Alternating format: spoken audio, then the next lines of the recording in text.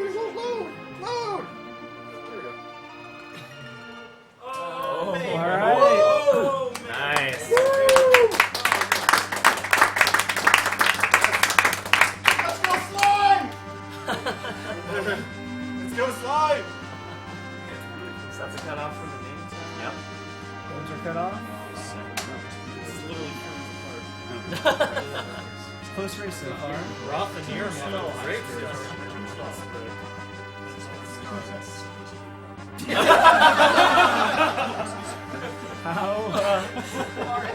How's that a thing? Alright. Well, welcome to Final Fantasy IV, everybody.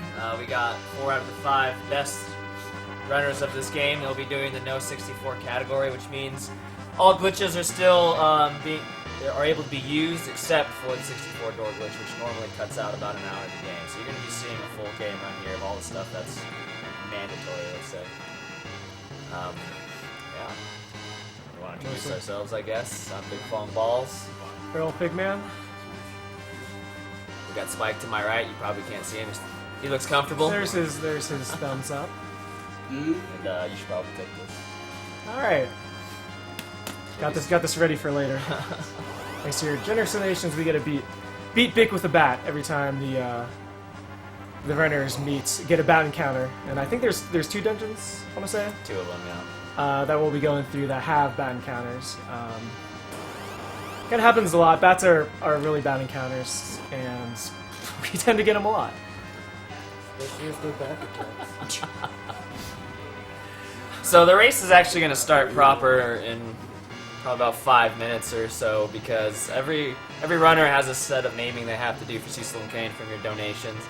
So to kind of keep things on an even playing field here, they're going to sit and wait for each other to finish each other's names, and then they're going to start their race.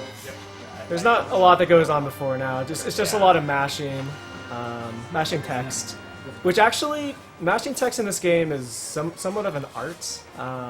You can gain or lose a lot of time if you're not really good at it. Just watch the first relay if you're not convinced that mashing is actually important for this. I think in that relay, Magus died at Fabul, and dying at Fabul loses, I think he probably lost 5, if not more, minutes.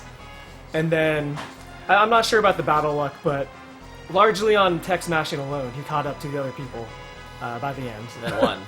Yeah. Wow. But I mean, of course, Magus is an absolute beast, but basically what we're looking for text mashing is just that the text doesn't stop flowing, and the windows close basically as soon as you can. I think in this game you can mash basically whatever you want. Literally everything, yeah. Yeah. There are different techniques. Some people do A. I do A and up. You don't want to do B and down. That will probably cause you to make mistakes and say no in certain places where you want to say yes. We may as well introduce our runners also, because they won't be able to interact with anybody else. They're kind of isolated by themselves. You'll just be able to kind of see their reactions. We may as well start with the screen on the bottom left there. He's the guy on the front couch on the left in the gray shirt. That's neerrm. He has a 311.58. The only guy to cut 312 so far, for now. That's my boy neerrm from Austin, Texas. He is a god gamer at this, and we're going to be seeing some good things from him. To his right on the couch in the blue shirt is my man from Australia. Flew all the way out here to be a part of this marathon. And he is also really, really, really, really, really, really good. You're going to expect great things from him as well. Yeah, okay, so in the back left, and in top left on the screen, top left game feed, back left in the camera, is Khobahi.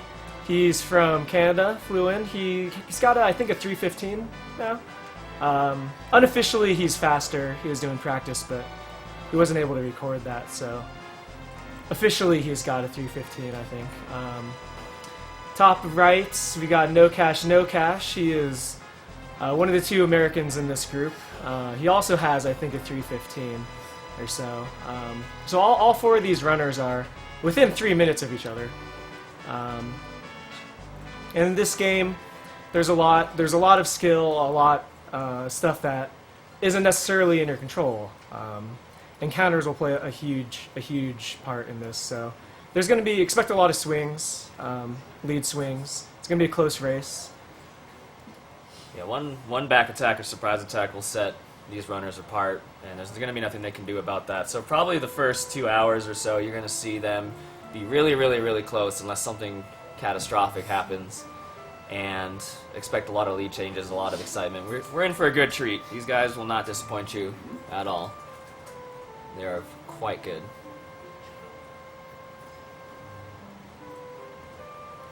Well, cool. We do have more donations that came in, of course, because that was a very intense bid war. Ashin203 gave $10 and said, "First time I found this community during AGDQ 2015.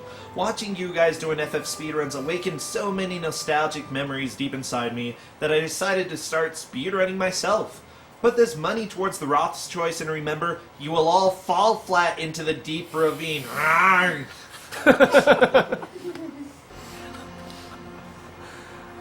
Good effort. It was good. It was good. It was good. Yeah.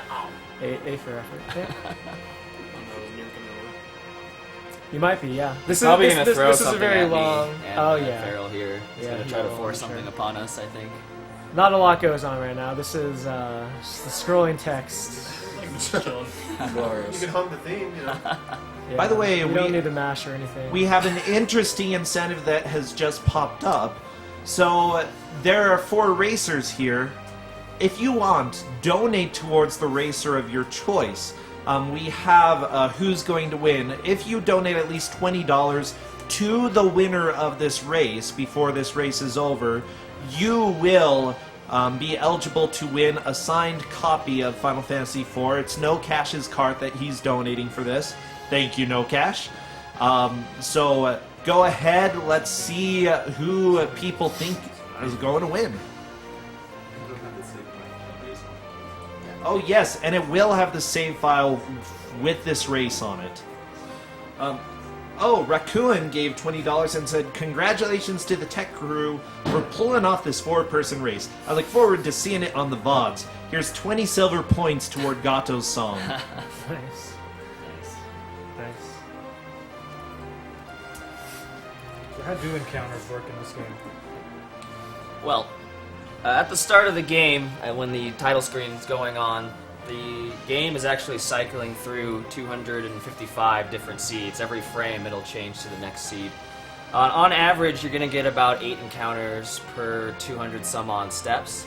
The different seeds basically allocate those encounters in various places, so it might be even throughout. You might get most of those encounters on the early end, you might get most of those encounters on the back end, and it just kind of depends. Whenever they hit the A button to get to the data select screen, that will determine what seed they're on, mostly at random, especially because they did not do any manipulation here to keep it on an even playing field for everybody. From there, once you get through your 200 some odd steps, it'll cycle to the next seed, which is still counting as you're playing. So it's not like if you randomly picked seed 90 that you'd be seed 91 next. It's going to be very, very random. And I see. Football dino. So we did have a last Well minute done. on-site donation from Metasigma for $506. And it said, "Who's up for an FF4 race? 300 or 430 for Cecil to be named Football, and 76 for Kane to be named Dino." From our favorite RPG this marathon, of course. There we go. So as you can see, neerrm's already a little behind because he got an encounter before the forest. They're all going to stop by, pick up a carrot, because everybody generously donated to see the carrot and trash can strats. So trash can they already have in their inventory, the carrot they just picked up right there. Now whether or not they get back attack or a first strike or a surprise attack is all based on frame. It's not manipulatable at all in an RTA setting. That's a task only thing. They can get, I think, a max of 6 encounters before they get to the Mist Dragon. Hopefully no one gets that kind of bad luck. That'd be impressive. The most I've seen is 5. So 6 would be a true feat. Nocashnocash hasn't had a fight yet. No Cash cash. might be- Oh, there there it it is. is. There is one seed. it's a little different now because they went into Baron. But there is one seed that you can get, that's seed 92, where if you take an extra step in Baron, basically, you won't get a single encounter until you get to So the Village of Mist. Nocash is getting into that first boss fight right away. Khobahi right behind him, Roth right behind him, and neerrm slightly behind. Mist Dragon's your obligatory introductory boss. The job here is to get in as many attacks as possible before the Mist Dragon turns into Mist where you can't attack him. As long as you put your inputs reasonably quickly, you're going to get 2 jumps in a fight from Kane and 4 fights from Cecil. And you're really hoping for the crit, which Nocash got. I think it was 80. Nocash and Khobahi both got 80 damage. Nice, that's actually quite high even for a crit. neerrm's got a 90 damage jump from Kane. Nice. So, Oh, and a my crit. god. A crit from everybody. neerrm's getting the damage in. So now the Mist Dragon turns into Mist. If you attack the Mist Dragon when they're in Mist, it'll cause basically a counterattack all waste time. But what we do right now, you see Nocash doing right there, is we're doing an item duplication, where basically we take an empty slot and equip it, and then and you notice that even though you pick the right slot, it goes in the left side, and then you take that now empty hand slot and select the original slot. And what that does is it basically gives you a 0. If the game thinks that you have something equipped in your hand that has a 0 count. So that's the first half, and we're going to complete that later on. A little bit of menu optimization while they do that as well. They're going to be using that tent soon to perform a misclip, which Nocash is safety saving for right now. You can interrupt your step halfway through and enter the menu. And what that's going to end up doing is they're going to get in the menu, interrupt that movement, use a tent. It's actually going to shift the map over 1 tile, which is going to allow them to walk over the City of Mist when they shouldn't be able to do so. They're going to do the same thing, walking over to the right, save and reset. And when they do that, they're going to be able to walk over Mist and enter from the right side, which will allow them to skip the cutscene you would normally be forced into, and they're actually going to pillage Mist here for some really, really powerful items. You probably saw Nocash there finish out his dupe as well. Khobahi's doing the same. You see a 5 there next to the slot, which means he performed the dupe successfully. Once they equip and unequip something there, that empty slot's now going to have some odd like 65,000 shields, which is what they duped. They're going to then be able to sell that for some 6.5 million gold. This is a very rich shopkeeper in Mist.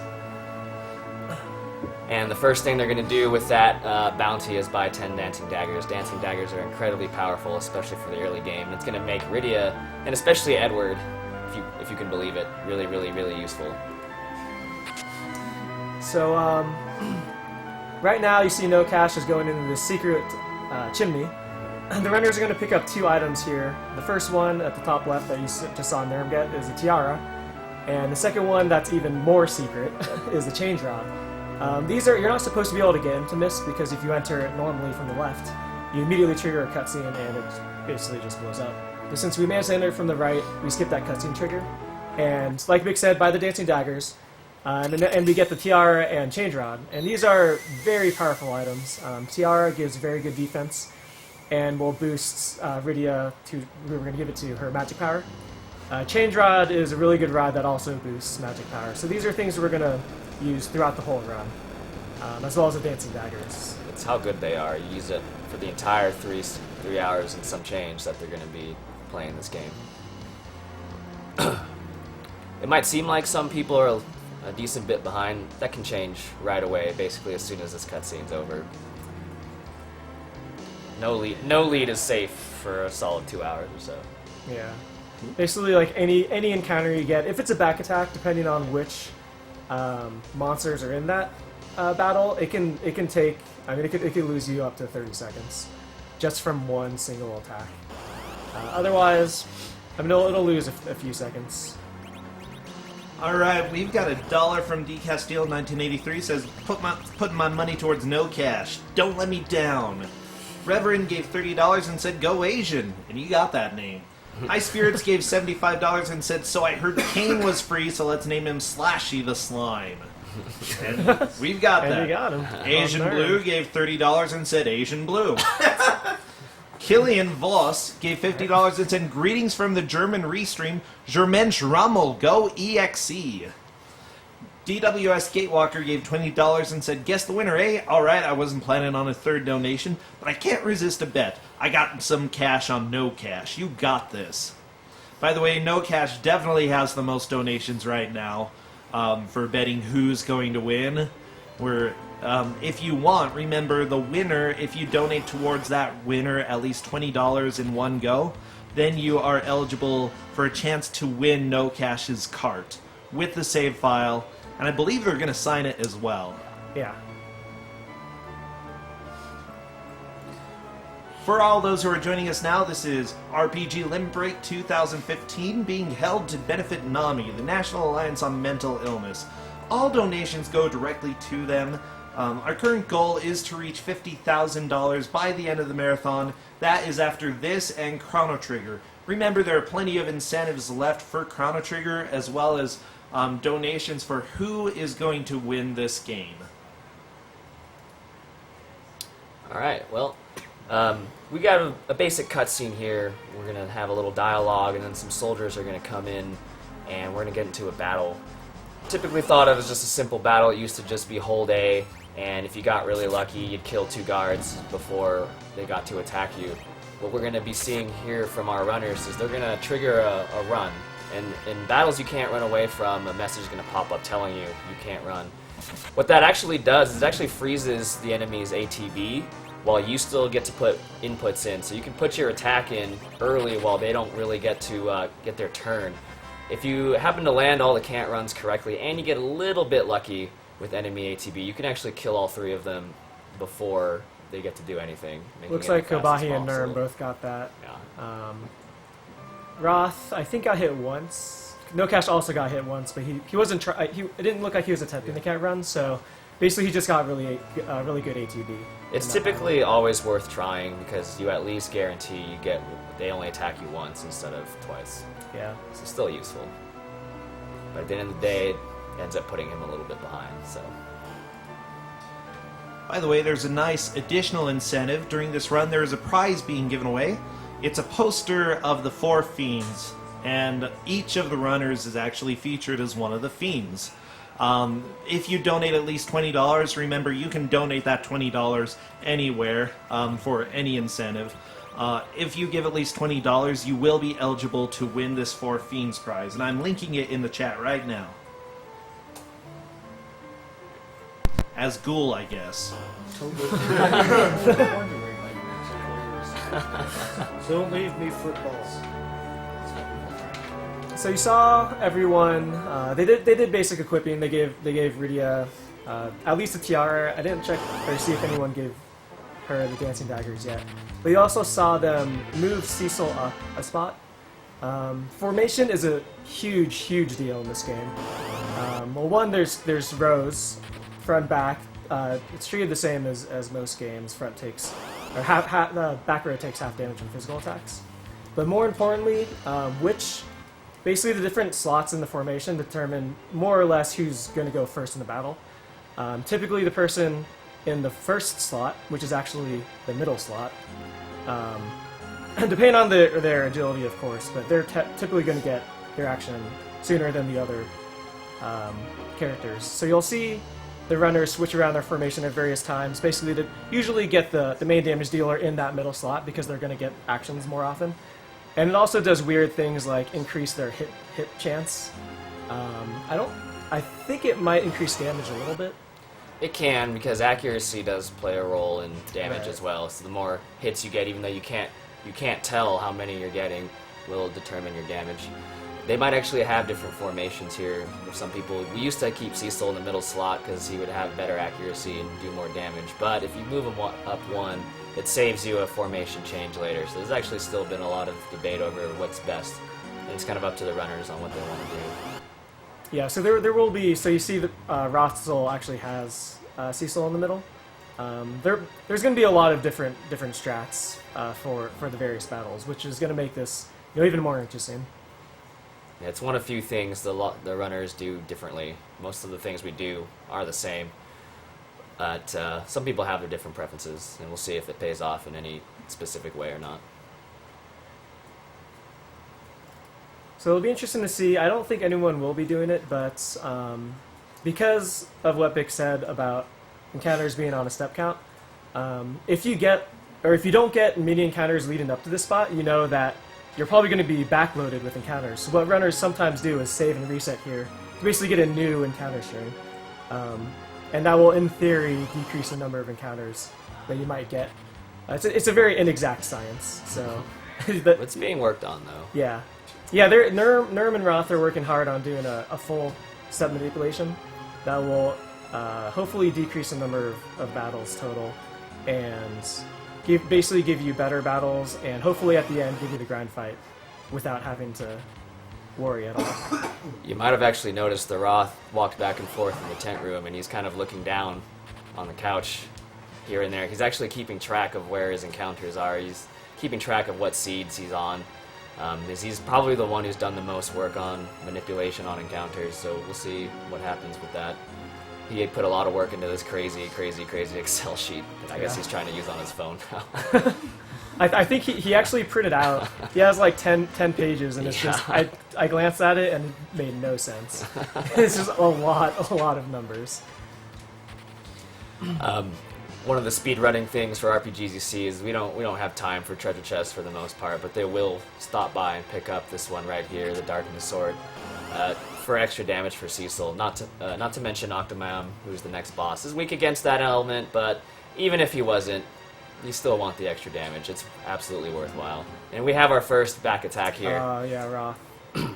And you can see the damage that's going to be done by that. Ooh.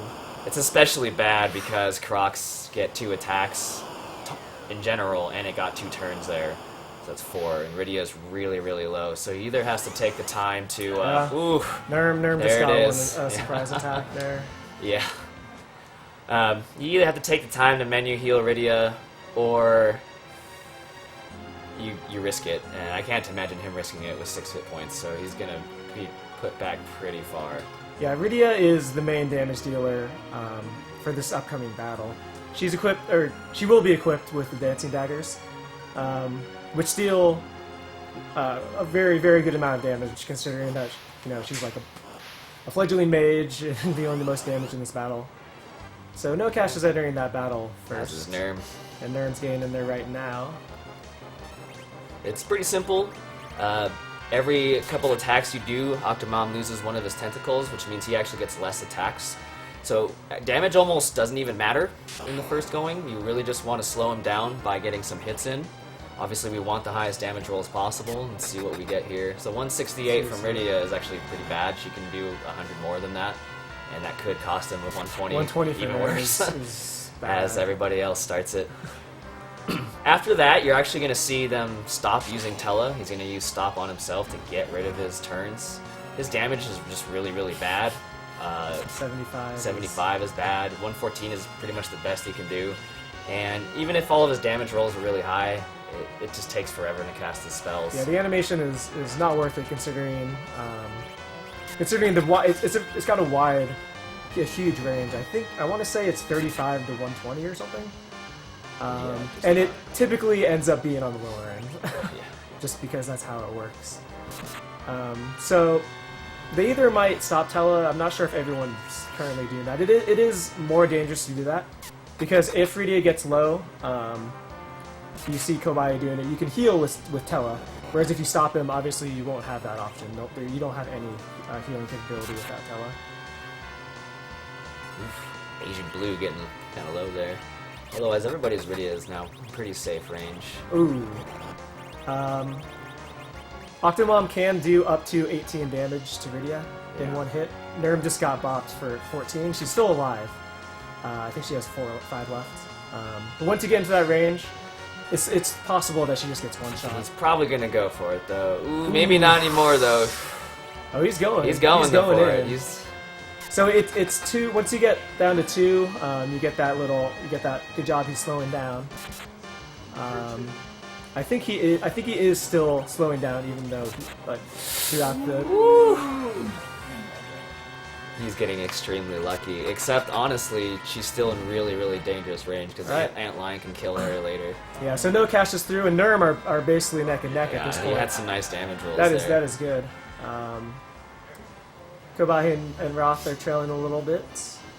Khobahi Wow, just, oh see? no, they're right on each other's Damage heels rolls as well. count for a lot. Roth is pretty behind from that back attack. But Yeah, he's he still was. neck and neck here with Khobahi, who are not very far behind the other two. Alright, so there's this other... No? There's another skip they can do to skip this cutscene, but it will change their seed. I think Roth is So going to do it depends on what seed they want, or if they even And care. yeah, Looks like Roth and Khobahi's gonna do Khobahi. it. So they're going to do menuing anyway. So what they're doing is there's a cutscene that you saw on Nocash and neerrm screen where the Red Wings come and bomb this castle. Well, Roth and neerrm didn't get that cutscene, so now their castle is just mysteriously destroyed. But you can save and reload on that event trigger, and then it just totally skips the cutscene. Using the same trick as the misclip. Yeah.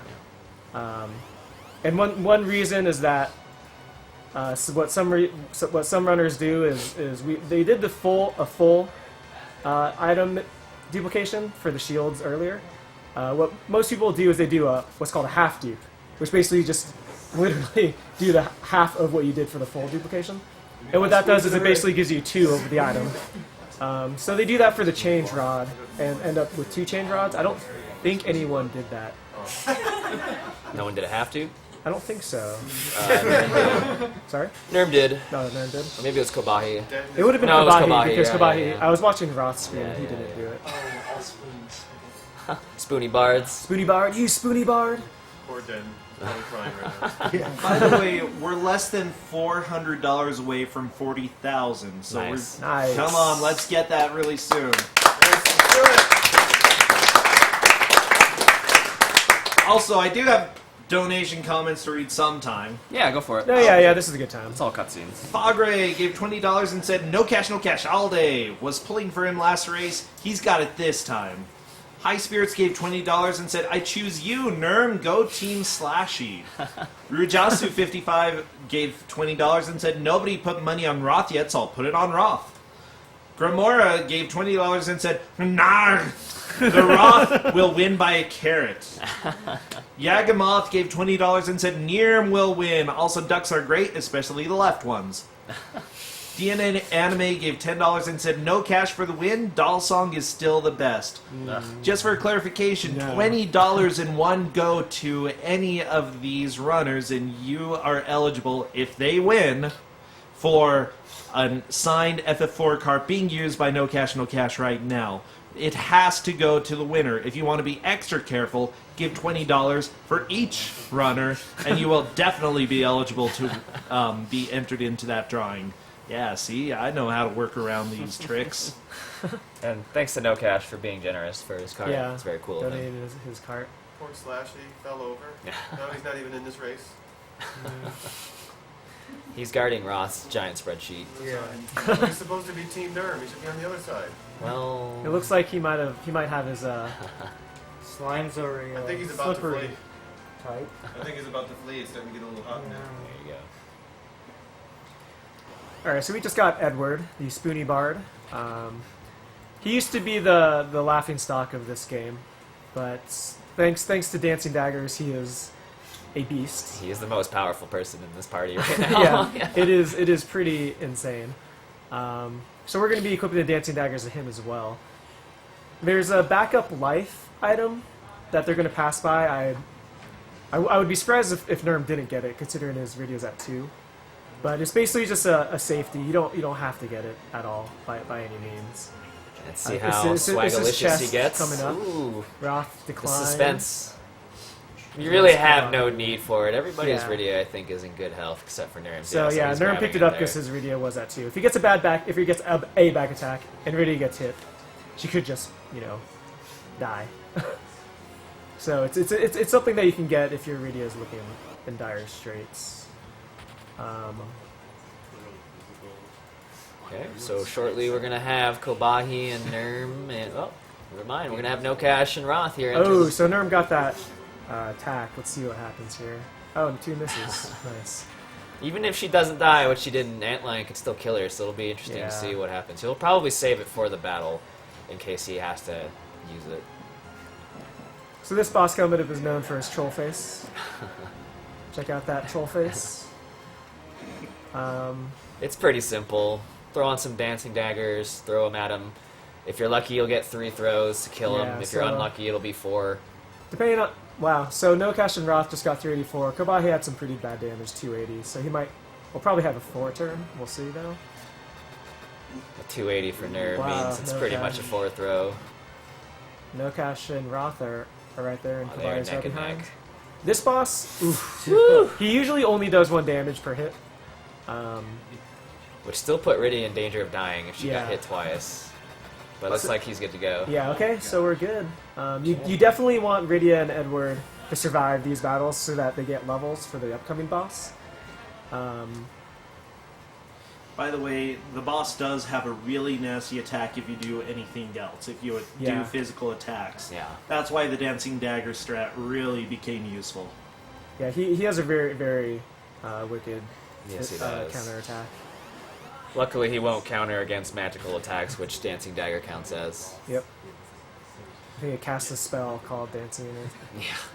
Something. So something interesting like that. So Roth's getting pummeled by encounters right now. You see Nocash is almost out of the screen, even though he and Roth finished at the same time. This is the kind of thing that we'll see. It's not a huge swing, but just based on encounters, you'll see runners gaining and losing time on each other. Yeah, when they're... And they're, yeah. Aside from when things like that happen to the Roth, you can't really truly tell who's in the lead, even if you can see someone's a bit ahead. So you don't know how the encounter is going to be laid out, or if you'll get one of those. So that's going to set Roth back a decent amount, unfortunately. Looks like Nocash here. Back in Hovercraft. He's the only one who's out of the dungeon, so that's a half-decent lead for now. By the way, we're going to have some interviews during this run, and this might be a good time before Mom Bomb. There are a lot of cutscenes going on, yeah. So Yeah, let's there's go one ahead and special do the cutscene. first interview, if you will.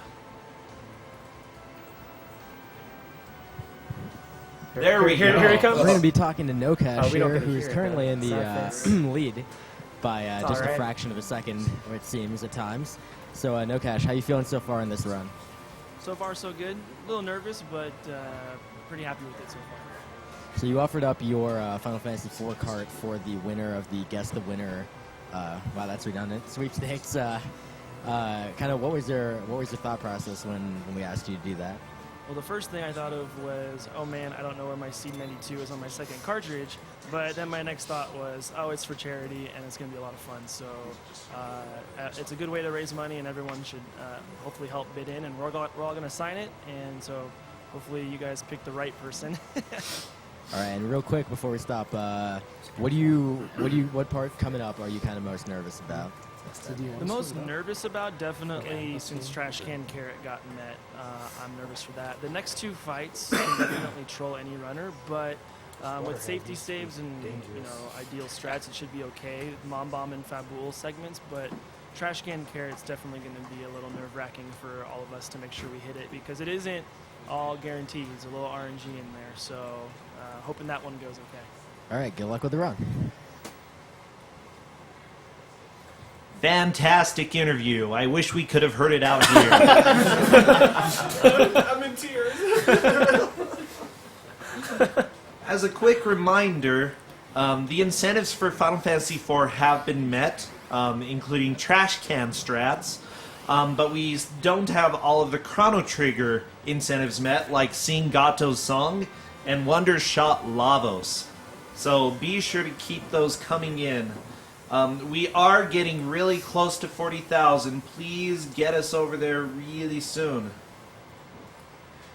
So interestingly enough, even though this is basically a cutscene, this Water Hag is actually scripted as a boss. He has some 65,000 hit points.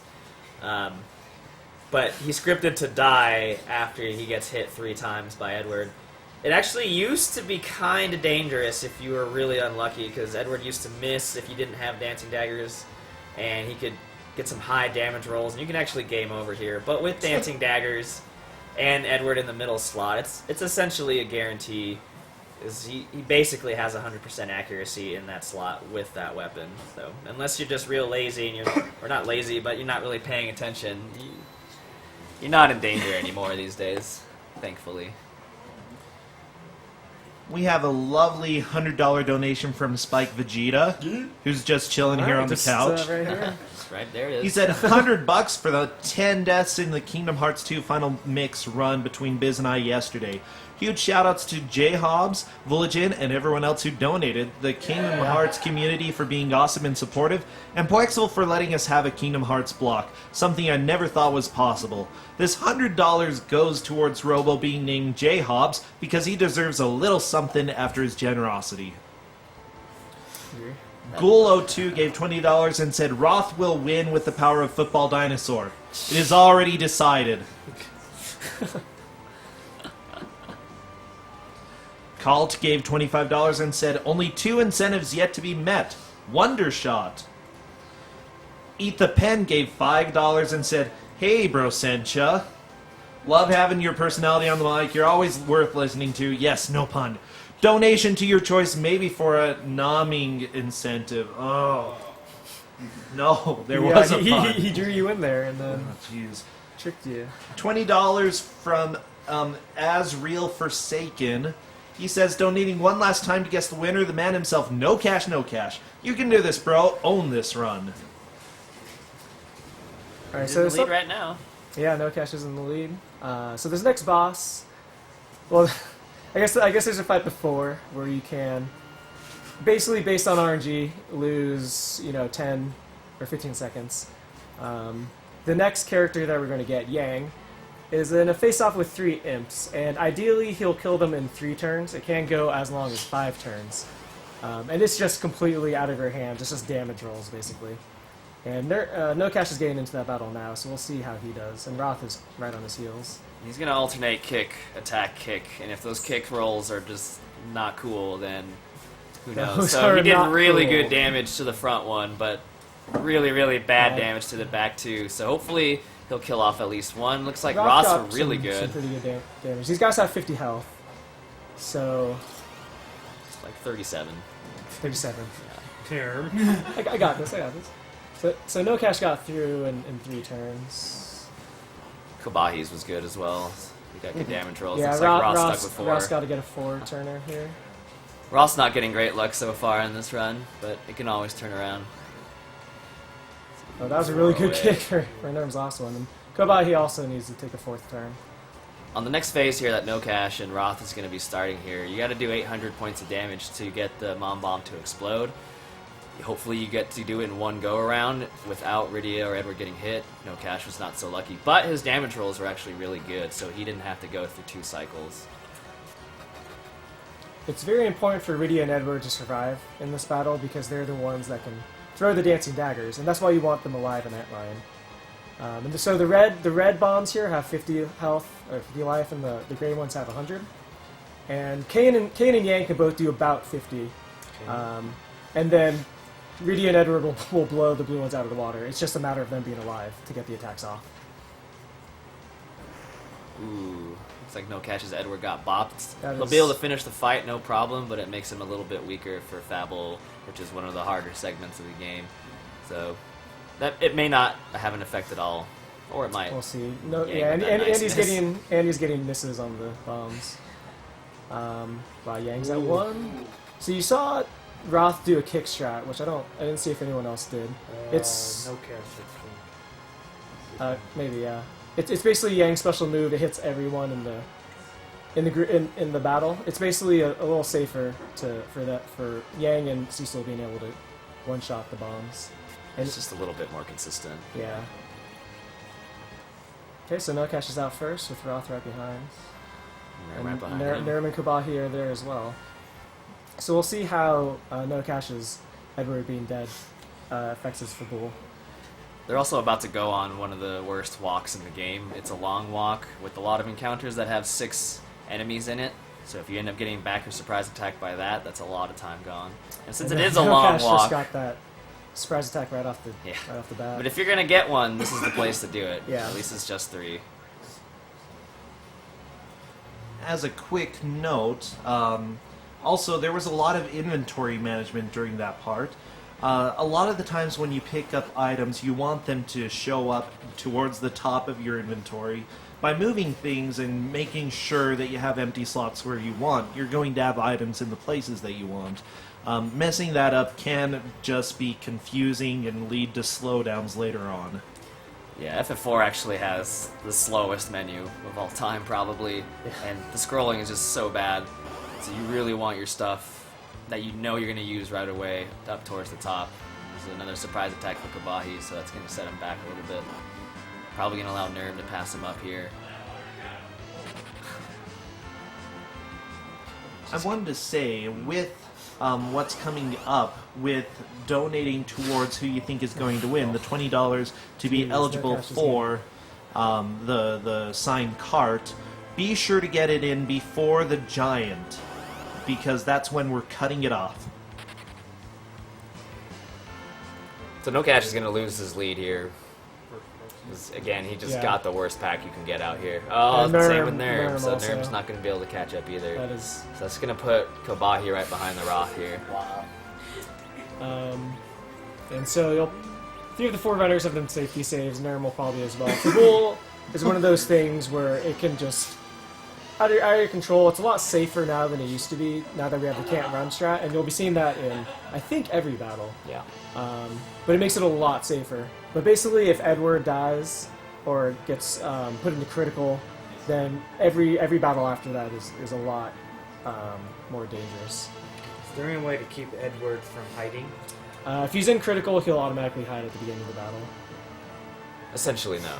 The only way you can keep him from not hiding is when he's the only one alive. Yeah, then If you he'll. remember Rosencha's GDQ run, where he saved the day, I mean... he 2 only- hit points, wasn't it? Yeah. Yeah. I mean, the only reason he could do something with Edwards because he was the only one left. Yeah, if he's the only one left, he'll just unhide. So you see runners doing a can't run and dancing daggering the top fighter. You don't have to kill the general, so it's just essentially trying to take out the top fighter before he gets to attack at all, and then just working down with 2 attacks the bottom fighter. It looks like everyone's getting it successfully so far, and no one's had any low damage rolls where you have to take an extra turn, so it seems to be going fine for everybody so far. The reason this was so dangerous before was that it was basically impossible to kill one of the fighters before he got to attack. So they're attacking you a lot more, and just more chances for Edward to get hit, which is not what we want at all. So there's, I want to say 6 battles in this sequence. It's just back to back battles. Even if they had healing items, there would be no opportunity to use them unless it was in combat. Yeah. Who wants to do that? So, you're really just going to push your way through, and even with these save strats, everybody's saved just because you never know. It doesn't actually look like there's any problems for anybody. Everybody's landing their stuff so far. Yeah, everyone's doing pretty well right That's now. good. That's good. This is absolutely one of the harder parts of the run to learn, because you're either going to roll the dice and probably die half the time, or you really got to put in the time to learn the can't run, because in the time that message shows up, you have to go into your inventory, select Dancing Dagger, target it on a guard before that message disappears, or else it doesn't count. Oof. So Nocash got really unlucky there with a 12, which is insanely low on its own, and then he got Edward put in critical. That's brutal. Yeah, that's not And a good. miss from Yang. So it's bad. At least it didn't happen right in the beginning, because he'd be pretty screwed. He can still make it through. Cecil and Yang have actually really good health. He'll just have to be a lot slower, though, unfortunately, because his main damage dealer is gone. Yeah, and really, and he still has 3 battles left. Really, it's more ideal for Edward to die than get put into critical, because every turn, or every battle at the very beginning, you'll see the hide thing, and then he'll hide. So it just wastes time every single time you see him do that. And if you're not careful, his turn does continue to pop up, and you can waste the time To show. to make him show up. So he'll show and then immediately hide. if he's still not the only one. It looks alive. like Roth had a mistake in his inputs, and he actually targeted the general, and it actually worked out in his favor. If you get lucky and the damage roll is high enough to kill him, it's actually the faster way to go, and you get more experience. But if you don't kill him, then you have to sit there and take the extra attacks. So it's risk versus reward. I doubt he meant to do it, but it worked out for him nicely. So he actually has a pretty solid lead Yeah. ahead of neerrm and Nocash. Khobahi has one battle to go. So this next fight for Roth coming up, it's not really a fight. Kane Dino jumps on football. So depending on the damage roll, sometimes we'll see. I think Roth's gonna skip it. If football gets low enough on life, Kane will just say "got you" and jump again immediately. If Cecil's not low enough, then there'll be a lot more dialogue and it'll waste time. It'll be like, Cecil will ask him, what's up. Yeah. So that was good that Roth got that. We'll see if Khobahi does as well. If you don't get the damage roll, which Roth didn't, you can pop just- yourself and hope that you still get into critical, but sometimes you still won't, and it's a little time loss. So we'll see. Let's see what Raptor does to Kata for. And neerrm's there as well, so Slashy can wreck Asian Blue possibly. So Khobahi's fine. So Khobahi's going to be good.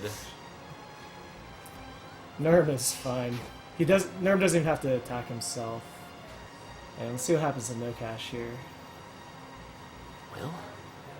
Will.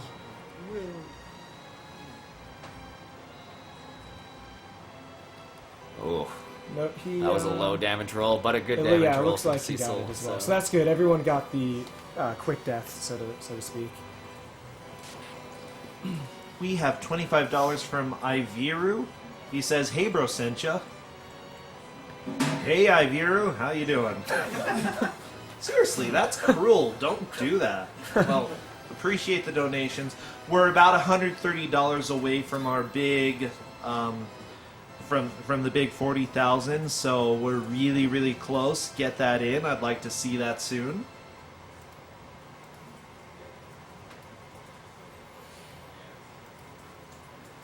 Okay. 47 minutes, and everybody is within less than a minute of each other. So we still got a really, really good race going on. A lot of cutscenes coming up here. I don't know if we have plugging or donations to do. Well, I think this is a good time to remind people that this is RPG Limit Break 2015, a charity event being held to support NAMI, the National Alliance on Mental Illness. Remember, if you would like to learn more about the charity or get involved personally, feel free to check out NAMI.org. I'd like to also thank people who have worked on setting this up. For example, the beautiful layout that you see in front of you was designed by Megan Roach.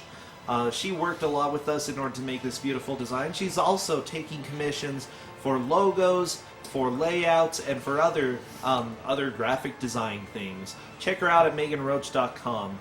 Our friend Carrie Fry designed the logo that we have here for RPG Limit Break, and she has done much art, including many of the shirts that we've had throughout the years. If you want, check her out at Carrie Fry. I believe it's .com. And then our last friend, yeah, we only have 3 friends in the world. The last one. There's a fourth friend. Jazaboo designed a lot of the posters that we have, as well as some of the different sprites that we use or the emotes that we have on the page. Check her out at jazaboo.com. So during that, before Roth could even get into a boat, to get to the boat, We got 2 encounters. Or 2 encounters. 2 encounters, which Which is incredible. Absolutely incredible. usually you at worst you only get 1. That was pretty ridiculous. So all the players, as soon as they got control again out of the cutscene, took the tiara off Rydia. That's very important. Spoilers, but she's gonna leave the party very shortly. And whenever party members leave and come back, their equipment when they return is always set. So anything they have on them, it's gone forever. Like we said before, the tiara is so good, we're going to use it to end the game. And in order to do that, we have to take it off before she leaves. It would not be the end of the world without it, but it is legitimately a late game item. You really want to make sure that you do have it. Do record times usually reset if you forget to take it off? It's very rare Yeah. that runners do forget it. I can't remember the last time I've seen any of these 4 forget to do it, so Yeah. I would imagine yes, to be honest. Yeah, but probably. Just because, you're going to lose time just because you're going to be lacking some damage. And Because right now, I mean, the time's driven down so low that, and the fights are so optimized that missing damage might just be enough to cause some of the optimized battles to go wrong. Now, someone like me, on the other hand, not that it's happened to me six Not or seven that times. this guy forgets all But the stuff in his yeah, runs I mean, and I would everything. keep going because there are other workarounds. But when you're grinding for world record, you're not gonna pull anything like that. Yeah. And if you do, you're not gonna continue. I want to say right now we're wanting to go ahead and do an interview with the Roth, right. our favorite football dinosaur guy. Hopefully he remembers a certain accent that he didn't do on his first Better. interview. we won't know, unfortunately. But We'll probably be able to hear. Yeah, that's a possibility, yeah. All right, so we're going to have a quick chat with the Roth here, who is now in the lead. Oh, who could have imagined that the lead would change at this stage of the game? So the Roth, how are you feeling about the run so far? I was pretty nervous at the start, but I'm feeling better now. You've come all the way from Australia just to participate in this race, nothing else, right? Right? Maybe. I'm playing in a pool comp as well in a couple of weeks, so but both events have lined up really well. So it's great to have you here. I know that you're coming up to the trash can part. I know you've been practicing that a lot. What do you think your likelihood of getting the trash can carrot strat successfully are? I'd like to say 50-50. We've been having a lot of trouble with lining up characters' turns, so it's a big issue at the moment with the current strat to do the glitch. So I'm hoping it works for all of us. It's a really good glitch. All right, thanks very much. Good luck with your run.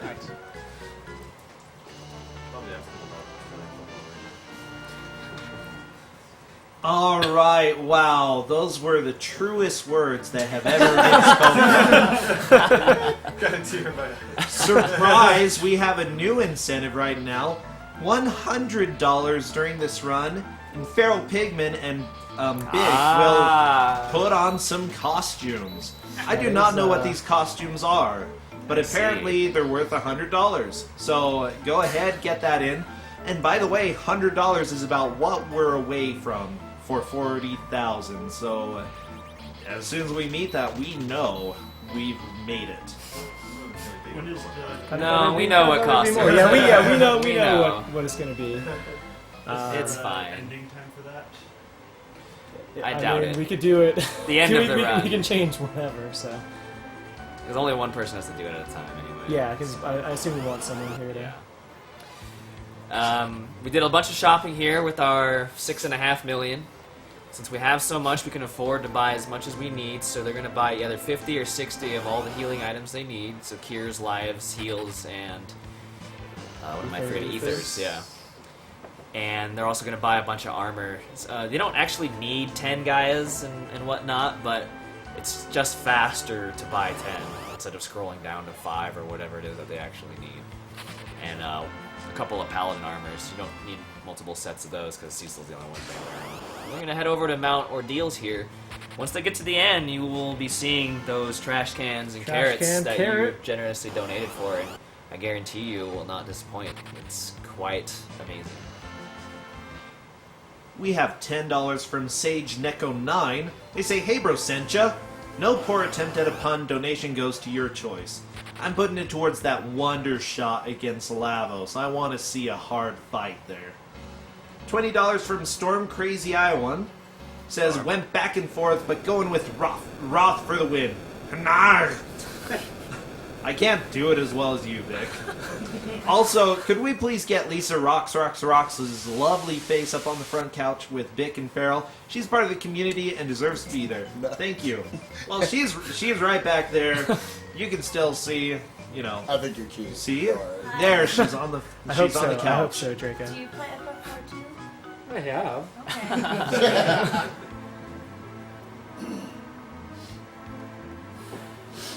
Mount Ordeals has a fairly dangerous walk as well, not in terms of dying, but in terms of losing lots and lots and lots and lots of time. So we'll see what kind of luck our runners get here. Looks like Nocash is moving on to the cutscene, not getting very good luck until then. We have $50 from Mr. Cab. He says, "Who doesn't like playing dress up?"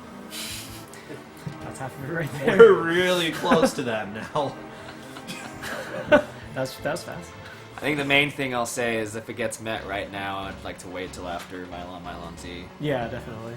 Oh, that would be fun. $5 from your Jasu55. He says costumes. Yeah. Cool. Agreed. Agreed. So there are some really bad back and surprise attacks on this mountain. Basically, everything is bad. The worst is the souls, and I think there's 2 types of them. I forget what the other one's called, but they can cast Fire 1. The Fire 1 animation is very long. So the worst is, I believe, that.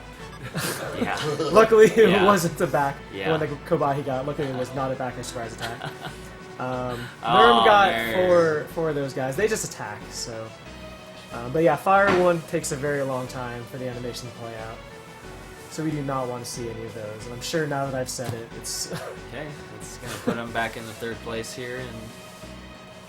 And with Roth in 1st and Yeah, Khobahi in Roth 2nd. And Nocash pulling up the back here. But again, what, 20 seconds behind Khobahi? So not a big Yeah. deal at all. So Ross out of the cutscene first. You'll probably see there is a save point right next to mine. They should all be saving probably here. be seeing a lot of safety. The saves. strats are not the easiest to do. They're not impossible by any means, but you can get screwed by RNG, or you might make your own mistake. And I know these guys really want to show off what you folks paid for, so they're gonna be saving it here just in case things don't work out. And Ross actually going to take this time, you see. He's not running away from this battle. He's going to take this time to kind of beat up for him a bit. And that plays into the trash can carrot strats. That's gonna help set up for it. So as you can see, Roth's menuing here is very, very fast, and it helps that he is so fast because all the stuff he needs to equip is just right there. So Nerm getting a... Oh. So there you go. The Fire 1 animation is... It could be pretty worse, lengthy. but not much worse than that. Nerm Yeah. is now getting his turn, getting screwed over, it looks Yeah, like. Nerm's not having a good time. He's gotten a number of these bad attacks here. So Ross about to start the first set, the Milon fight. This is going to be a great trick, and we'll let the magic happen first before we say anything about it. And we have reached 40K.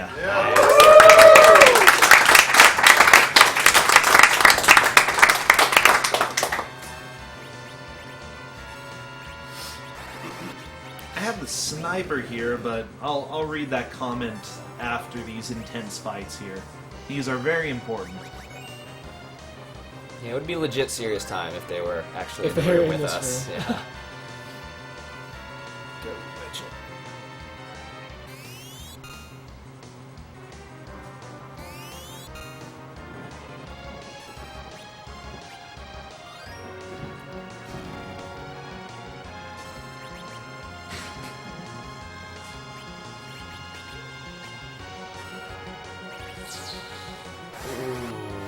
Okay, so Roth unfortunately messed it up. He might be able to recover, he might not. And it's going to be hard to tell whether he wants to try to take the time to recover or if he wants to reset. In the meantime, we'll watch the others set up here.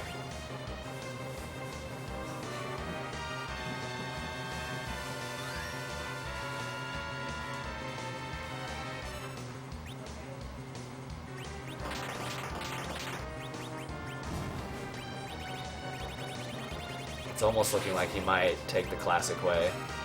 Yeah, it looks like he's gonna go for that. Looks like Nerm screwed up an input as well. Okay, let's see what Nocash and Khobahi get us.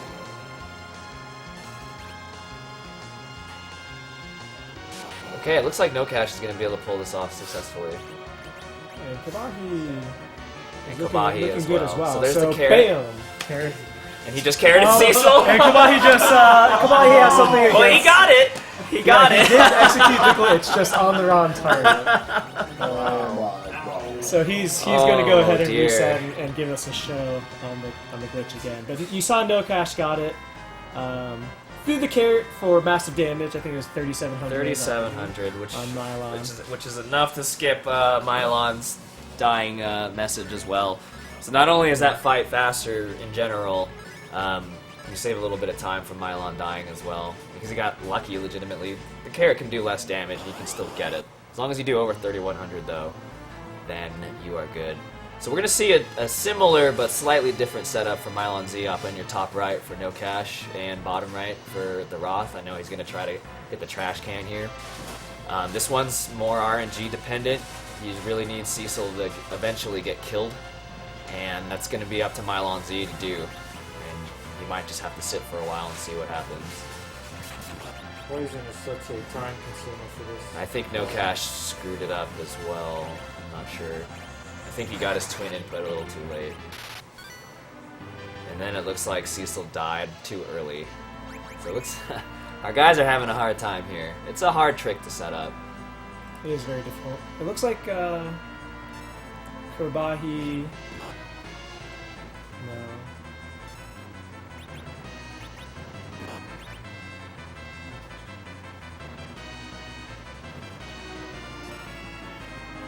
Yeah, so Nocash is... Yeah, I think Nocash is going the classic yeah, route. Nocash is going of classic just here. twinning and curing. And I think Roth here is trying to recover. This is a very, very difficult thing to recover. Yeah. The setup is actually not that bad, contrary to what I just said, but if something doesn't go your way, it's really, really hard to pick it back up. I know he's trying his best here. I think at this point he might be waiting for Cecil to get bopped. Yeah. Which, okay. And then the damage by poison, yeah.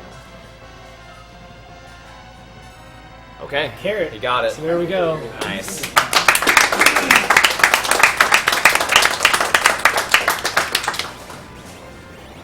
That's a mimic glitch, basically, thought to be TAS only, until neerrm on a run did it on accident.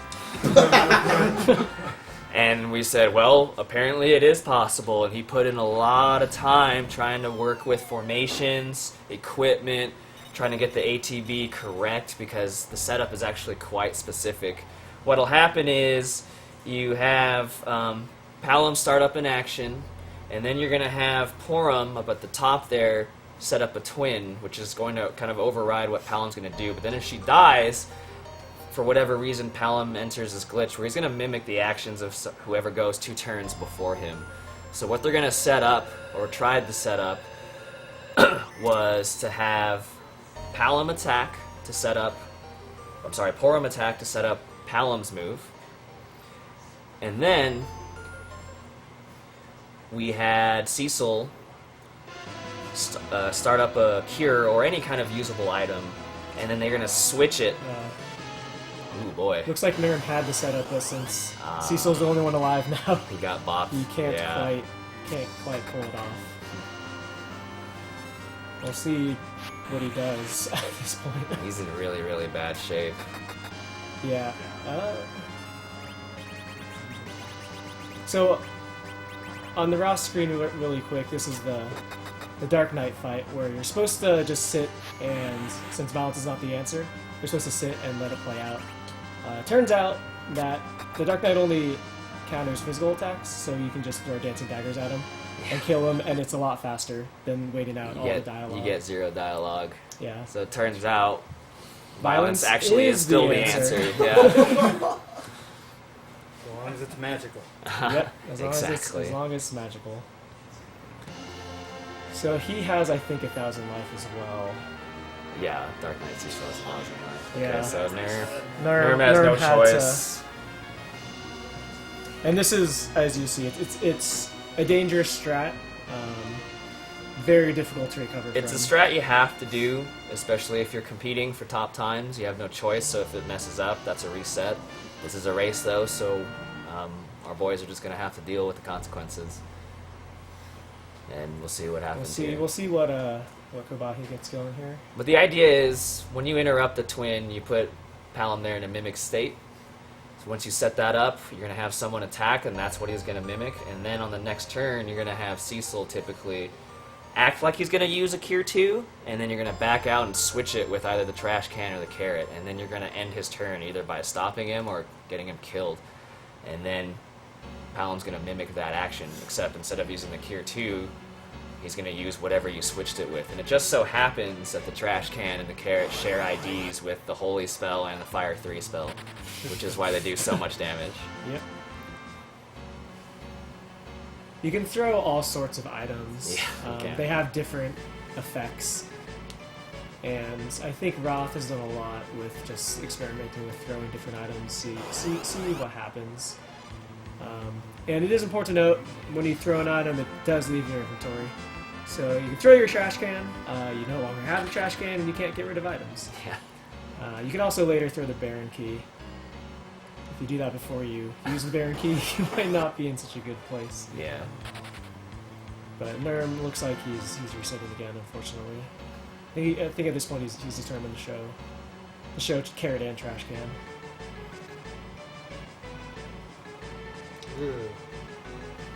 Khobahi's looking.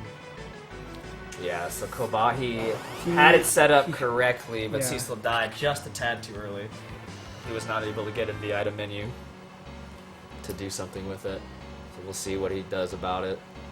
He might, he might yet get it.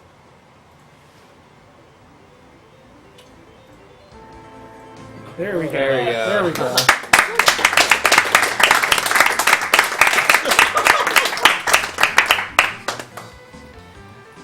By the way, our sniper for the 40k was indeed Velociraptor 42. He gave $45 and said costumes. Hanar! Okay. PX gave $45, said PX from donation station here, sniping 40k. But unfortunately he didn't. Literally at the donation station. By the way, Okay. You want me to go first? Me? Or you? I don't care either way. I'll do it. That's fine. These are going to be, it's okay. So it looks so neerrm got the carrot on Milon. So this is going to lead into hopefully the trash can against Milon Z. And you see Roth is now gaining into the legend cutscene. He managed to build, as you see, quite a lead. Basically just based on being able to get that glitch, and the others having to try multiple times. So hopefully we'll get to see neerrm show off the second part. It's we want to do it in this order because carrot traditionally deals enough damage to Milon that it'll can skip his oh my body dying animation. So then you do carrot against Milon, and then ideally trash can against Milon Z. And even if you, like in a race, even if the other person doesn't die, they just don't manage to get the glitch, and then they do it the normal way. This thing saves a lot of time, and Cecil's dead already for neerrm, so we'll see what he ends up doing here. I think at this point, my guess is that he would just try to recover and go normally, but I mean, since Porin's also dead, it's not looking so good for him. So he does have the mimic glitch activated, as you see. That's why Palom copied the blink on himself. Nocash just got out of the legend cutscene, as did Roth. Roth's in Baron now. We're going to see our long-lost friend, Yang.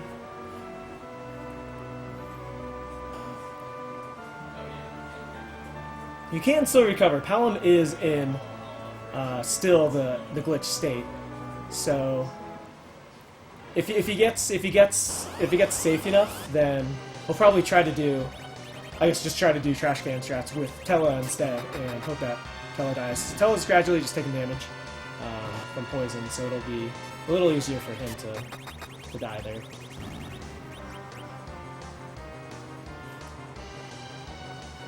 Nocash is chilling with this NPC in Baron. Oh, and then, yeah, neerrm. Jeez, Palom died for neerrm. So that's just... He is not having luck with this glitch at all. And he's healing up. He's healing everyone up. It looks like he's just determined. I think he's just going to do everything normally at this point.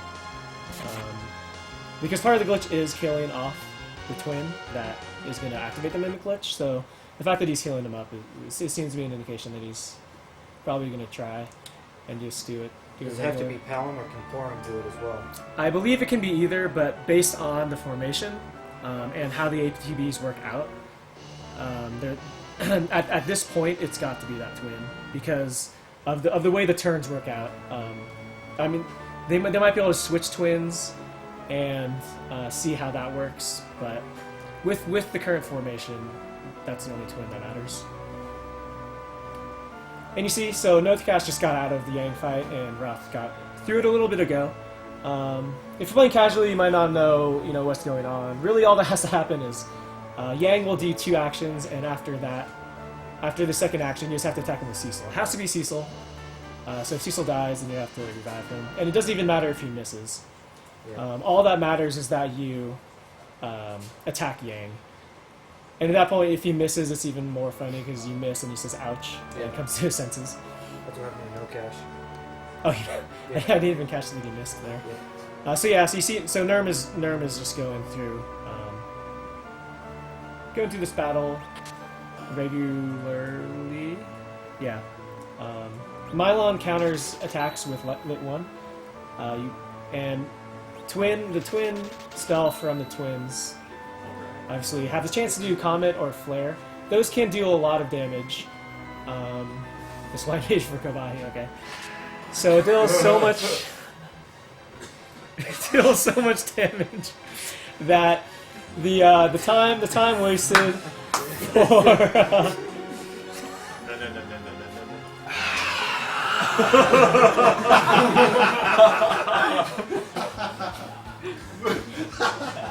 Could you fix up this cake a little bit? Good. Sit up. There you go. Please. That's not how the Dark Knight. There you go. I got a flat. Thank you. Thank you. This is apparently what you paid for. So thank you. You're welcome. Now, what about a back-to-back? That's still happening. Oh wow. Oh, I see. It's armor. I can see. Yeah. You're just saving your own behind. Yeah, there we go. Alright, well, let me go ahead and say Dusseler gave $10 and said, "Best of luck, dudes. Can't believe we have got to this point. Make sure you don't delete your Drain Spears, and watch out for the mighty Red D. Hope you all can Sereth the Crumps Kappa." Also, $20 from Kyle F. Thank you very much, Kyle. As a reminder, if you donate $20 in one go towards the person who wins this run, you gotta take a guess, or just donate a lot of 20s, then you are entered into a drawing to win a signed cart. All of the runners in there are going to sign Nocash's cart that he's using right now. It'll also have the final save that he uses for this marathon. Looks like neerrm's going with Piggy Strats.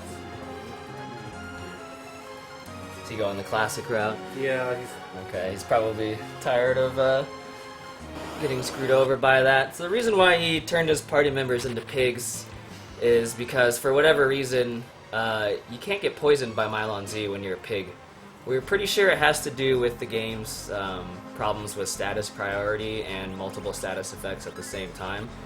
Technically, Milon is supposed to poison and curse you, and we think that even though they took the curse out, it's still kind of present in the programming, and pig actually outweighs curse, and since you don't technically get curse, you also can't get poisoned, so he will not get poisoned with those 2 characters, but the twins still can. You can't piggy them or else they can't twin.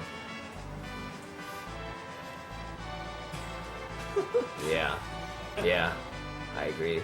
Is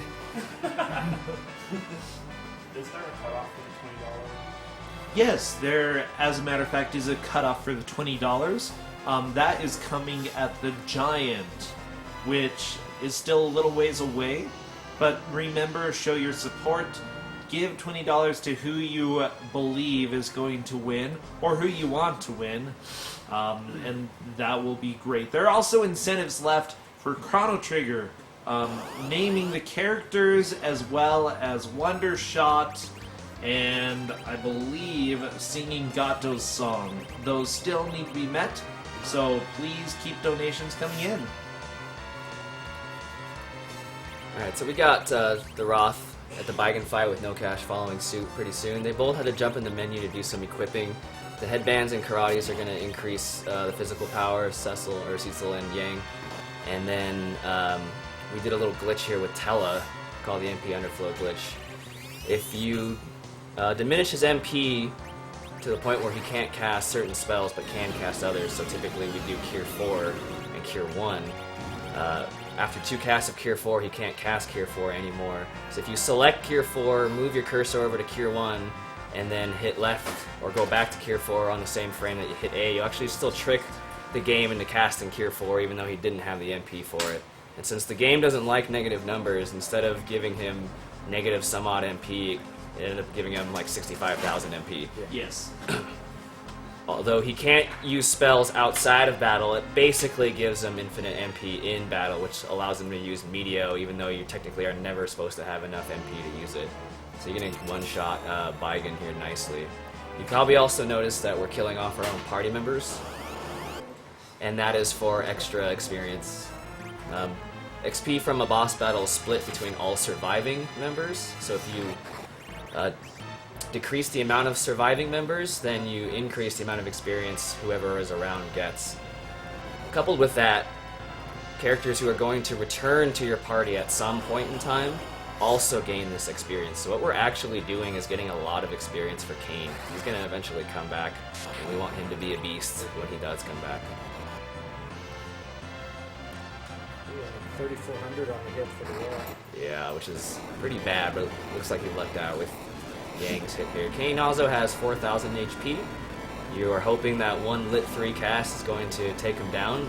Lit 3 can almost do 5,000, or it can do as low as about 3,300. And so we usually queue up some physical attacks just in case he's not going to make it. Looks like Roth got out just fine.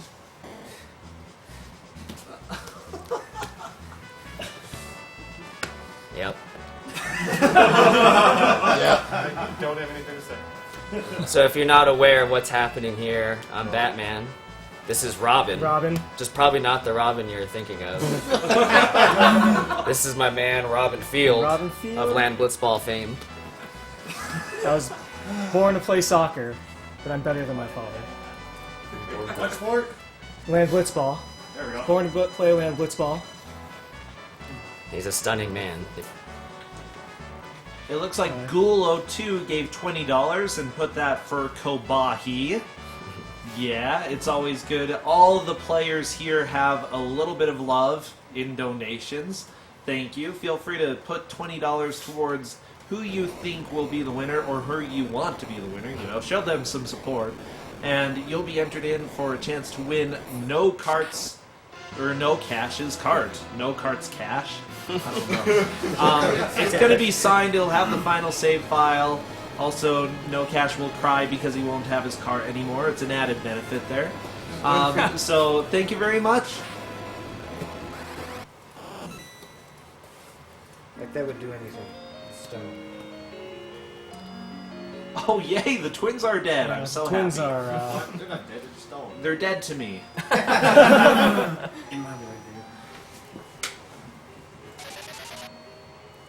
So it looks like the Roth and Nocash are still fairly close, but our gentlemen who had a little trouble with the trash can carrot are further behind. Interestingly enough, they're not actually out of the game at all. It will take some time to catch up, and a lot of that lead change should swing at the end. Now I'm getting everyone's been getting trolled by these NPCs. Yeah, a lot can change. It's by no means over at this point. Neerrm can easily come back. Iron Ball of Doom.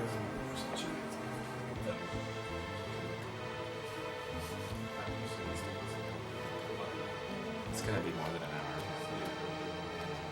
hour. For the cutoff. Yeah. Yeah.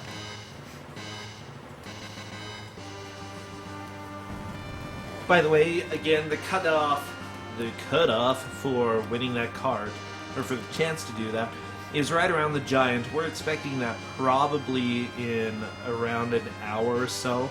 You may donate now. You may go ahead and wait a little bit to see who you think has the best chance.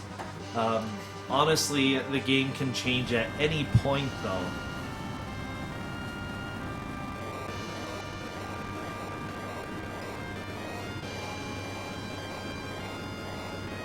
So you explain that. You came off for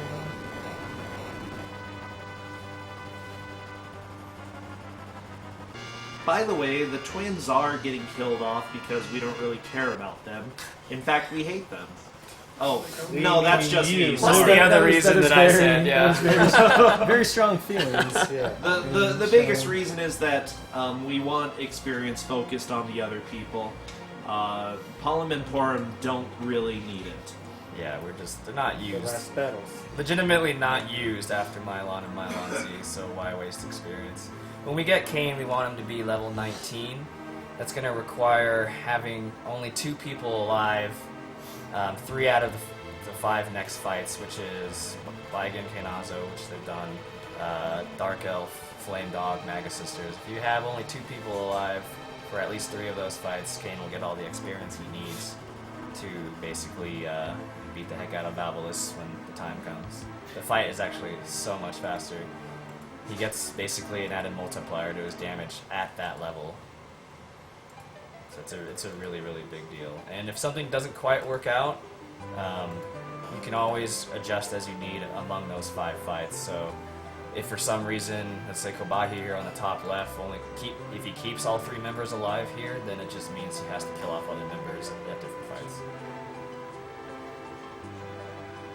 You'll probably see a lot of variety. Looks like Khobahi got good luck there too. So a little bit of trolling from Kainazo so far, but everybody's mostly been good. Nocashnocash MLG landing. This airship moves very quickly, so it can be very difficult to land on that square, especially if you don't stop and wait. But if you want to be swag, and you can just try to go at it and hit A. Yeah. By the way, right around now, we're going to have an interview with Khobahi, the man who just killed Kainazo. So whenever you're ready, take it away. I thought you'd say the guy who's just about to kill the twins.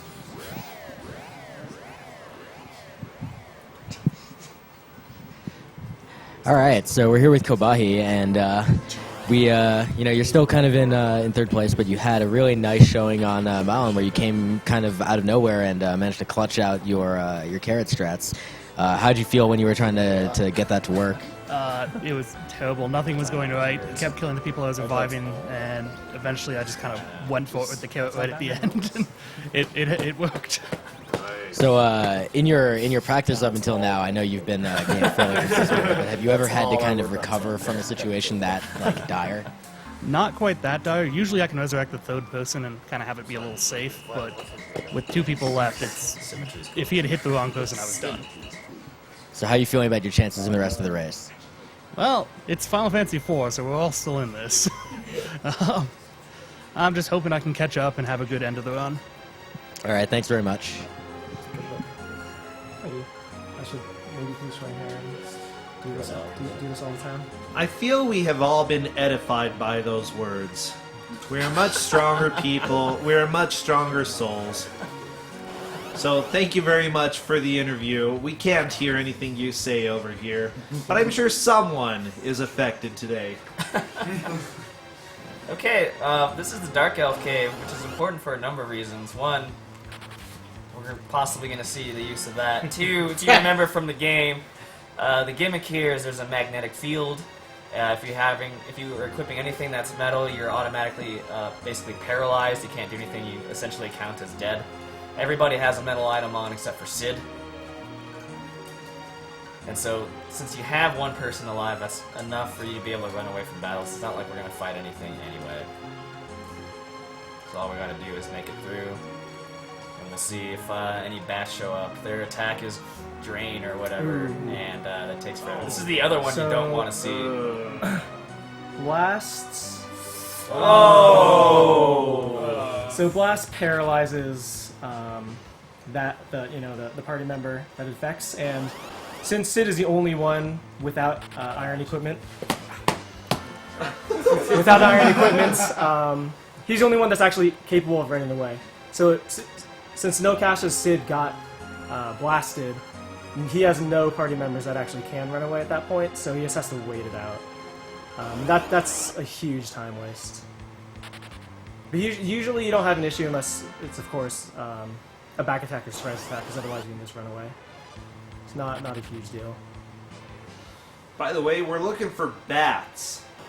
We really want to see bats for our dear Batman here. And Brossentia wants to see bat puns. Sure, bat puns. Go ahead, donate, send bat puns. Don't cave to his wishes, please.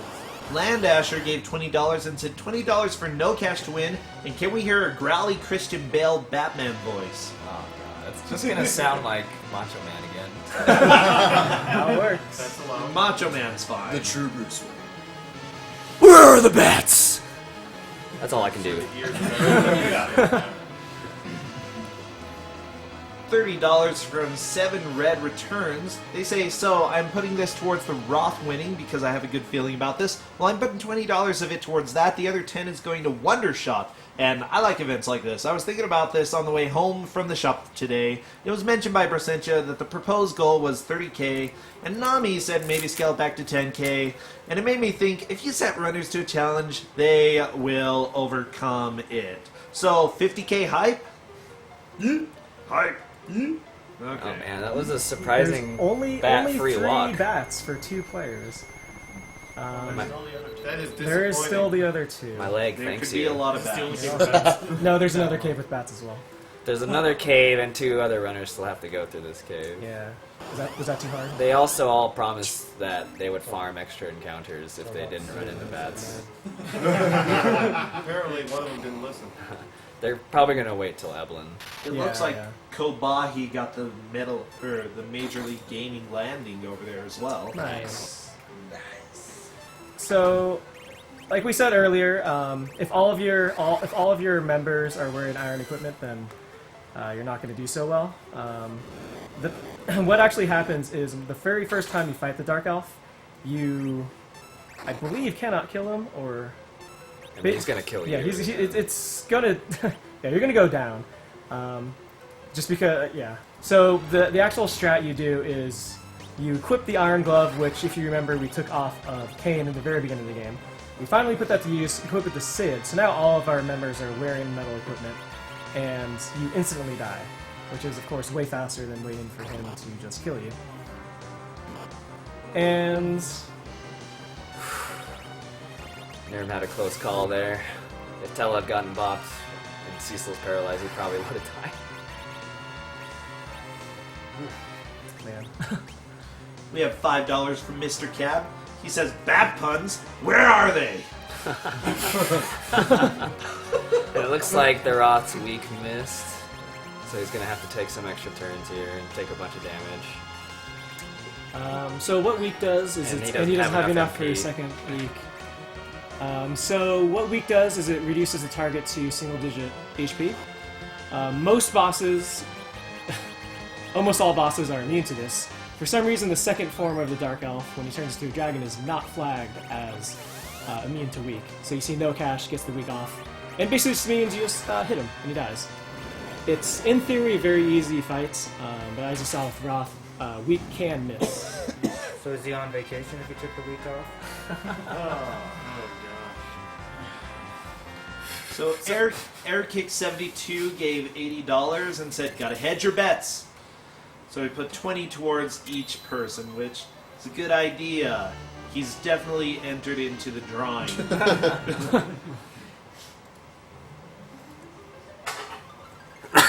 So I'm sure as many FF4 runners can attest, you definitely need to walk up after you kill a Dark Elf and grab that crystal. I have forgotten to do it. I'm sure everyone here has. Everyone who's done the game has. If you don't, you'll get to the next part and the cutscene won't trigger. So you have to come all the way back and basically reset, because I think it's 5 minutes or something. And you have to deal with this cave again. There's an extreme lack of bats so far. This is bizarre and disappointing. Oh. Panther surprise attack for Khobahi there. Look, Roth and Nocash are right neck and neck. Nocash taking the black chocobo. Yeah. You just happened to grab it, I guess. They would be neck and neck if he didn't miss the landing. Now he's just this tab behind. Khobahi is just Khobahi getting all the back attacks. And for the fans, all the wrong kinds of back attacks.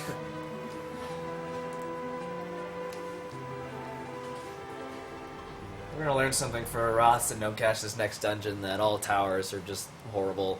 The encounters you get are really bad. There are also a lot of monsters that are now faster than you because you're so underleveled, and seemingly the amount of back attacks just really increases. And it can be pretty dangerous to get out of there.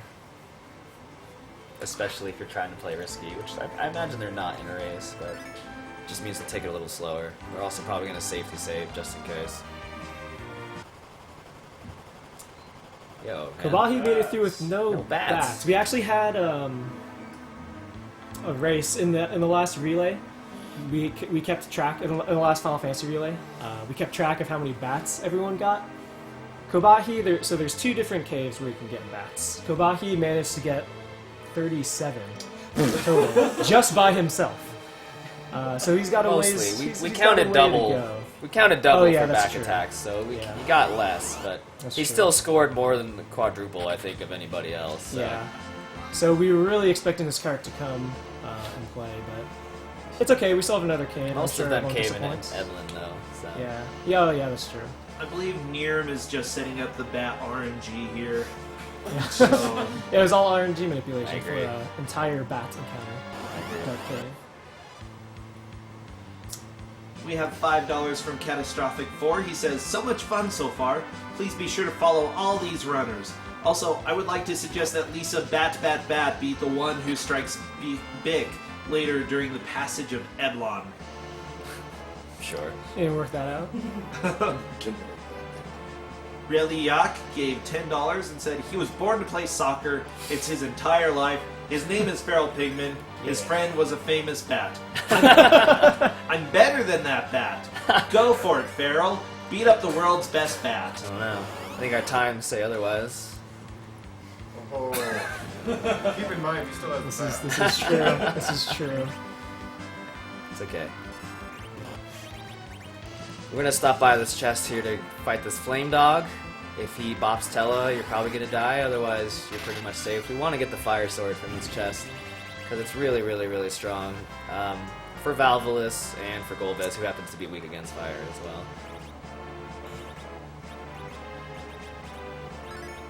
Okay, so it looks like Khobahi's fights isn't exactly going as you would hope. Did he have low damage or? Yeah, so weak. I mean, had to have missed for the Dark Elf. Oh. So He'll be alright. Yeah. Well, it depends on how his damage was before, or how, what his formations were before in terms of XP. So this is just one of those occasions where he has to make this up somewhere else. So he might have to actually go real risky and have one person alive for something like Magus Sisters to make up for the XP. Otherwise, it looks like Nocash and Roth made it out just fine. And they're going to be making their ascent up the tower. If they run into swordsmen, it's basically a back attack because they're a lot faster and they'll get their rounds. Yeah. Or you can just get a Or regular you can just get a regular attack. surprise attack, that's fine too. Neerrm crushed the city. Okay. So, Swordman and Epee Girl, the double date wandering around the tower that Roth rudely interrupted. It happened pretty quick, but Roth actually did a half dupe on Cecil's sword slot. What he's going to do is he's going to dupe the fire sword, so he'll have 2, and make future battles, the Goldbas battle later, a little safer, more consistent. One for football, one for dinosaur. Exactly. We have a donation, $20 donation from D. Teneritas. They say, today, yay, I feel ill like the luckiest man in the world. This is one of my favorite games. It's cool to see there is still an active community that plays it. Actually, yeah, there's a huge community. You guys had a meetup in Vegas a little while ago. That was last week, right? Yeah, That was last week, yeah. There were a lot of us. Khobahi's got the pig in front. I like it. Oh man, the pig's important. Yeah, this game has gotten a lot of attention over the last year. I would say there's a lot of runners that have become a part of this. Oh, neerrm's just getting beaten. You can tell he looks really happy about this. So Magus Sisters is basically the same as Byan. There's cast media with Tella. They will cast spells, level 2 spells, I think. So you only really run a risk of Tella dying if he hits. Wow, neerrm's the back attacks. If Tella gets hit by 2 spells. So if he gets hit by 1, if you want to be safe, you can heal him up. Because if Tella dies, then you have to revive him and you queue up the medio again, which we of course again can cast because they set up the MP underflow glitch again. If you have to set it up again, then it wastes a lot of time and can be quite dangerous, especially if you only come in with 2 characters alive. Notice there Roth took off the chain rod, because we want to keep that for the end game. Whereas for Khobahi, since he duped it all the way in the beginning of the game, he doesn't have to care. He's still going to have 1 in his inventory. So there's little different tricks here for people, depending on their tastes. Khobahi knows he might forget here and there, so it won't allow the possibility, whereas Roth is just going to go for it. Oh, neerrm. Just getting, neerrm is just getting crushed right now. It's insane. Roth and Nocash are in a cutscene. It's one of the only longer breaks for this game. So I guess they're checking up on each other. Khobahi's gonna enter the Flame Dog fight. You gotta get a quick cover off on Tella and hope that in the meantime Tella doesn't get hit, which he didn't, so we're pretty safe here. Cecil's probably gonna die, which is fine. He died, but yeah, it's no big deal. Yeah, I mean at that point it's just more XP for Kane, which I think he needed based on the armor did nothing, man. You hear them screaming that. So it is important, like we said earlier, you can mash with any button. You typically want to mash with A. A certain runner, and possibly other people, you smash with B, and you can decline the fire sword at the end of that battle, which totally negates, the whole purpose of fighting that battle in the first place.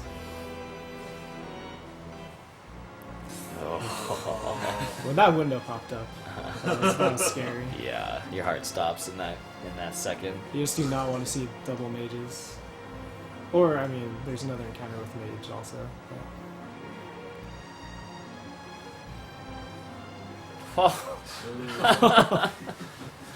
The double T's for neerrm. So once Roth and Nocash come out of their cutscenes, we'll see the fruits of their labor with Kane and see what level they are. I'm sure they got level 19, which, as Vic has mentioned before, will speed up the Valvalis fight quite a bit. It's amazing how much multipliers affect how much damage you do. At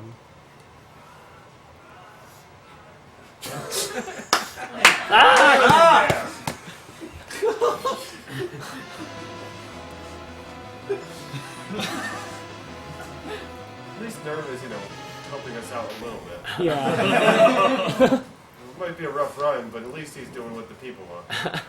So that was 9 bats through the first of 2 caves. Quick reminder, this is RPG Limit Break 2015, a charity event being helped to benefit NAMI. Right now our current goal is $50,000, we're just over $40,000. We still have this run and the next run to reach that, which there is still a good possibility that we could. Many donation incentives exist, including the Wonder Shot against Lavos. There should also be Singing Gato's song. We have character names, who hugs Chrono after the wonderful cutscene. And there is also this whole guessing the winner of Final Fantasy IV, which if you guess with $20, you are entered into a pool. You could be drawn to win a cart that Nocashnocash is currently using that will have the save file for this marathon. So you see both Nocash and Roth do have a level 19 Kane. And real quick, you saw when they put the Fire Sword onto Cecil's weapon slot, 2 appeared on the right, and then when they unequipped it, they ended up with 2 Fire Swords. That was the half dupe. That'll help them against Goldbas later. Alright, let's see here. This is probably one of the first of really precise fights. Everybody's actions have to come fast, and they're all very specific. Valvolus alternates different cycles. When she's in the tornado, she'll cast Weak and Stone, and the only way you can damage her is to have Kane jump, and she'll get out of it. At what point you do way more damage. The goal here is to have all the timing correct so that every time she does turn into a tornado, Kane's going to land on her immediately, and she will not get any additional spell casts after that first salvo. And you end up getting through this fight very fast. There is some dependence on damage rolls. Kane can do like 1400 right now, or he could do like 700. So it just kind of depends. 900 there is honestly not that great. Yeah, Nocash just got a 150 while she was in the tornado. Yeah, that's also pretty awful. Not very good. Yeah. Before we started doing level 19 Kane, you'd see a lot of misses while she was in the tornado, and then just very bad damage even when she wasn't. So neerrm just got through the Dark Elf fight without too much trouble. I believe he has 2 characters left, so you got a good amount of the XP from there. The level 19 Kane means you can skip the Earth Hammer too, correct? We started skipping the Earth Hammer a while ago. You only use it against Valvalis, and the time it takes to get it was deemed not worth it. Whereas the Fire Sword will help, in a few places. So that was left in. Earth Hammer was kicked to the curb, but yeah, it definitely helps because you're getting so much more damage. In theory, depending on your damage rolls, of course. So you see, nice, Roth had a Yeah, that was a really fast fight. good fight there. You see that Nocash just casts Slow on Valvalis. Slow actually stacks up to 3 times in this game. So I think in most battles, runners will only cast it twice. Yeah, if that. Yeah. So there's a whole reasoning behind that. Nocash is not getting good damage rolls from Kane. Most I've seen is high 700s, maybe 800s from him. When she's not in a tornado. Like Vic said, you can see up to like 1400. It looks like his turn orders or something is off as well. Yeah. Because Kane hasn't even left the ground yet, and she's already cast So her. he's pretty behind in that, and that's going to cost him some time. He's not in danger of dying or anything like that, but he has to sit through all those spells and still cycle through his party members, so it's going to take him a while longer.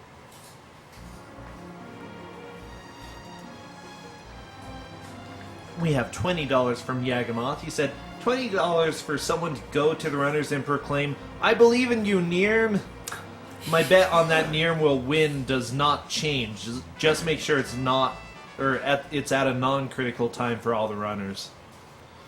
We do believe in you, neerrm. We do. We believe. So Nocash got through the fights. Took a little longer than he would have liked, but again, he was just getting bad damage rolls, and his ATB got thrown off as well. Yeah, if his actions and inputs are not on point, then he's going to be a little off the cycle, and it's just going to take a little slower. So unfortunately, it looks like Nocash just happened to make some mistakes in there. And then unfortunately for neerrm, he's getting neerrm just all the keeps back getting the back attacks. attacks. He's getting everybody's back attacks. What a good guy he is. Taking it for the team. No.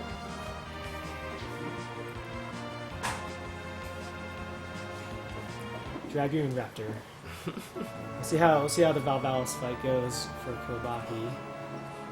As neerrm enters the Flame Dog fight. And everybody else is going to enter some cutscenes before they head underground.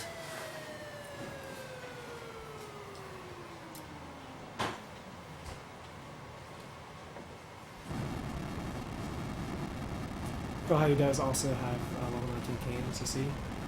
It's not. It's. I wouldn't say it's automatic, but it does depend on again how many people you have alive or dead in any given boss fight, or in a fight even. There's a flame dog fight in there as well. But it is actually possible to get level 20 Kane. I think neerrm had that in the last race he had against Nocash, and you'd think, hey, another level, this is good. Turns out it was enough to basically, I think, throw off the ATB, because it's very exact. That extra level was enough to throw off his ATB for the Balbalis fight, so it actually did more harm than it did good. Yeah, the strategy is totally optimized for those specific levels. Once you change it, everything's kind of thrown out the window. It's all very exact in a handful of fights, including Balbalis, and like bosses like the last boss and a few others.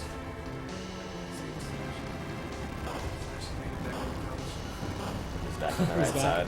Or correct side. Yeah. Finally got free from the clutches of Roth. He was happy there. I'm sure he'll migrate back. I know he looks really happy where he's at right now. Yeah. So Roth is coming up to very technical fight. It was one of my least favorite fights as a speedrunner and just casually as well. The doll fight. It's something casually you would never guess is that you need to be precise with basically the order in which you kill the dolls, and depending on if sit here. Depending on how things go, we might hopefully not. And these runners are very good, but it is possible that we might see Kalkabretta show up, which. Again, we didn't. Wow, neerrm is just getting all the back attacks. Yeah, he's unfortunately at a pretty clear deficit. He's gonna have to work pretty hard. And he is working hard, but the game's just not having it.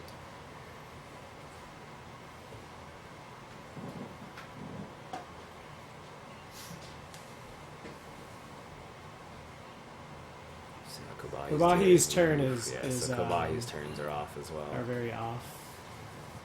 So he's going to have to wait an entire cycle before he can jump again with Kane. In the meantime, we're going to start off with these dolls on the Roth side, and shortly after for Nocash. As Pharaoh mentioned, also another precise fight, and pretty dependent on damage rolls as well. If you kill any one kind of doll, whether it's the 3 orange or the 3 blue, they're going to turn into the big doll. So what you have to actually do is whittle them down so you have one of each left, and then you got to kill them both at the same time. All the while, you can't actually control your damage rolls, because sometimes you can one-shot them, sometimes you need 2 attacks, sometimes you just get trolled and you need more than that. And when you're not careful or you're just really unlucky, then it doesn't work out. You can survive the big doll, no problem, but it costs a lot of time. So Khobahi, as you can see, is kind of having to scramble a bit. Kavalis was in her tornado form for quite a long time, and you don't want Cecil to get weakened. If he gets weakened, he does not auto-cover critical party members. So that was an example of a good damage roll for Roth. He was able to one-shot the orange, sometimes you don't, and that's a great damage roll really good for Kane. He's going to kick in order to try to keep things a bit more consistent, but it turned out it wasn't necessary, at least for that round, because he still one-shot them. The ideal is, of course, to go 1 by 1 and one-shot each. As soon as that doesn't happen, he'll have to start replanning a strategy. But it looks like it's working out for him so far. Going pretty well. He's doing something that looks weird. He just decided to cast mute on his entire party with Rosa. This will come into play in the next battle against Goldbas. And you see, since just to be safe, he did not target the dancing dagger on the top blue doll. If Kane had killed him, then Cecil would have a chance to redirect his target to the orange doll, and at that point, there is a chance that you'll end up triggering the big doll, which again we do not want. Looks like he's taking it a little safe, but this fight's gonna be just fine. Once Kane lands down, he'll be totally fine. Nocash also getting really good damage rolls, so if he keeps that up, and actually doesn't have to wait around like the Roth did, he can make up some time here. Okay. So Roth got through just fine. We used to actually have to do this battle on battle speed 2. The reason being, against Goldbas, what you can do is, if Kane gets his turn first, on battle speed 2, it's rather easy if you jump with Kane. The way the ATBs work out, he will stay in the air until basically the end of the sequence where Goldbas kills off all your members. So he'll come down and he'll be alive. We used to do it on battle speed 2 because we thought it was impossible on battle speed 1. But luckily with the advent of can't run strats, we'll see him do it when Kane gets his action right there. With can't run strats, it does freeze Goldbas' ATB, so Kane gets his jump off before Goldbas laughs. You're going to see a lot of item management while all the dialogue's going, because he loses no time. He'd have to sit here and wait anyway, so as long as he's not in the menu when it needs to transition to another message, then it's all good. Looks like Nocash got through just fine as well. Good, good. So the reason we mute our entire party, you really only have to mute Cecil. But at the beginning of this battle, Goldbas tries to paralyze your entire party. This game doesn't do well with multiple status effects on the party members, so the fact that Cecil is already muted means that he doesn't get paralyzed. So you can still do item management, you can still queue up actions, so that allows you to attack with Cecil before Rydia comes in safe. So. Yeah, we talked about that briefly while neerrm was fighting with pigs. Good damage roll. Yeah. Wow. So this is the reason we pick up the fire sword, is because Goldbas is weak to fire. You can deal enough damage to Goldbas where, as you saw there, he just immediately dies. Rydia doesn't enter the battle at all. Rydia doesn't say anything or heal you. All she does is her Mist Dragon comes in and deals some damage, and that is the ideal. If she does come in because you don't do enough damage on your rolls, then you have to sit through a bunch of dialogue, and that's about a 20 to 30 second time waster. It's why we routed in the fire sword in the first place, just because it didn't quite guarantee killing Goldbas right off the bat, but it made it a lot more likely. Yeah, along with Kane's extra levels. Yeah. But yeah, you queue up the attack with Cecil so that if Kane doesn't do enough damage, which will be close, and he got it. We so very rarely saw jumps over 2K. Like, it just didn't seem like it happened that often, but we just saw it twice in a row. So yeah, even if Kane doesn't get the kill, then Cecil can still do enough damage to get that. Yeah, that's where duping the fire sword came in. Just made it more likely. You could still get away with it even if you had Legend on, but we wanted the biggest chances as possible. So yeah, what you just saw Roth do was, this game is very odd. So the warp spell basically takes you back to the last room that you're in, I believe. Yeah. So since you were just in the crystal room, that's treated, that is flagged as the last room that you're in. So Rosa is able to cast warp, and it takes you back into the crystal room. Rydia. And the programmers here were lazy. They decided, instead of making this crystal not interactable, I think they basically just copied it from a different room and just made it so you couldn't get back into the room. But since you can warp back, you can just walk up and interact with the crystal and get the crystal. Yeah. And this is very important for later. Since we have an extra crystal in our inventory, it allows us to skip the sealed cave later on, which is a huge time save. It's not the end of the world if you forget it. You can theoretically keep going and loses, some time. People have done sealed cave attempts. Person. It's really just big. One person. If you forget, you can still keep It's like a going, 20-minute detour, so you're not obviously really going to. these guys are not going to want to do that. Yeah. And if you then go into another room and then remember, I need to get the crystal, at that point warp does not work because you have entered a different room. These guys are taking a little detour to pick up a few items, the strength ring and the rune armlet. Nocash may or may not go for the rune armlet, but I know the Roth did, just to help out with physical and magic damage multipliers later on. Nothing incredibly mandatory, but obviously being stronger is only going to help. Strength ring is pretty necessary, so you may as well buy rune armlets on the way since they're right there. We have $10 from Parkbench. He says, here's some cash for neerrm, who is running underdog percent, and therefore by the laws of historical justice should and therefore must win. Props for the personal runner's flair with cycling through party members while walking around dungeons. Also, Wonder Shop hype. Reliok gave 199 and said, also, will Bick and Robin Field on the couch swap shirts after the runs are completed? Probably not. But interesting question. Was not expecting that request.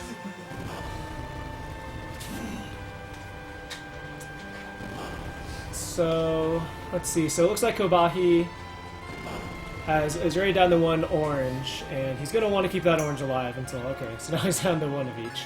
It was just because Kane's damage roll wasn't enough to kill off that middle one. A good example of the kick being used for consistency, just in case the damage roll was short. Yeah. NERM's ATBs are a little off. It's okay now, because Valvalis is dead. Through his fight pretty fast. Yeah. It just ended up... Valvalis weak Cecil, and again, when Cecil is in critical, he can't cover his teammates, so Yang ended up getting bopped. And Khobahi's through the doll fight, alright. Alright, well, I believe we're going to have a small interview now with our dear neerrm, and Vulagin's already getting over there, so go ahead. Alright, so we're here with neerrm now. neerrm, I know that you had kind of a rough time on Milon. What was going through your head at that point? Well, I think what happened there is I ended up being a little too stubborn. I was trying to do Trash Can Carrot and show it off for all the fans, and I tried to recover, and I tried too hard, and then I tried again and messed it up again. And I tried again and messed it up again. And so it was just really unfortunate, and it really kind of sucks. But it is what it is. It's Final Fantasy IV for you. It's pretty brutal. Just to echo that statement, this is Final Fantasy IV. You think that's possible? You can make a comeback here? No, not with the quality of runners that we have here. It is Final Fantasy IV, but considering everybody that's here, I really don't think I have a chance. I might be able to get close, but I don't think it's going to happen. So what's your goal for the rest of the run? Get less back attacks than I already have. I don't really have a goal now. It's just hopefully finish with great execution and put together the best rest of the run I possibly can. And try not to let the salt flow too hard. All right, good luck with that. Take it easy, neerrm. Thanks. Books will be written about that, about the intelligence and the fortitude that neerrm has expressed today. Thank you very much for that interview. So, Khobahi managed to kill. Kane didn't do enough damage to trigger it, but Cecil was able to cover the remainder. Nocash and Roth, you saw take a slight detour to grab a chest, which contains cat claws. Cat claws are very important for this route, just because they add, I forget if it's 5 or 10 agility each. It's 5. So the way running away works is it takes the average of your living party members. So the average of agilities, of your living party members. And this is going to come into play later on when you see how effective Edge is with 2 pack claws.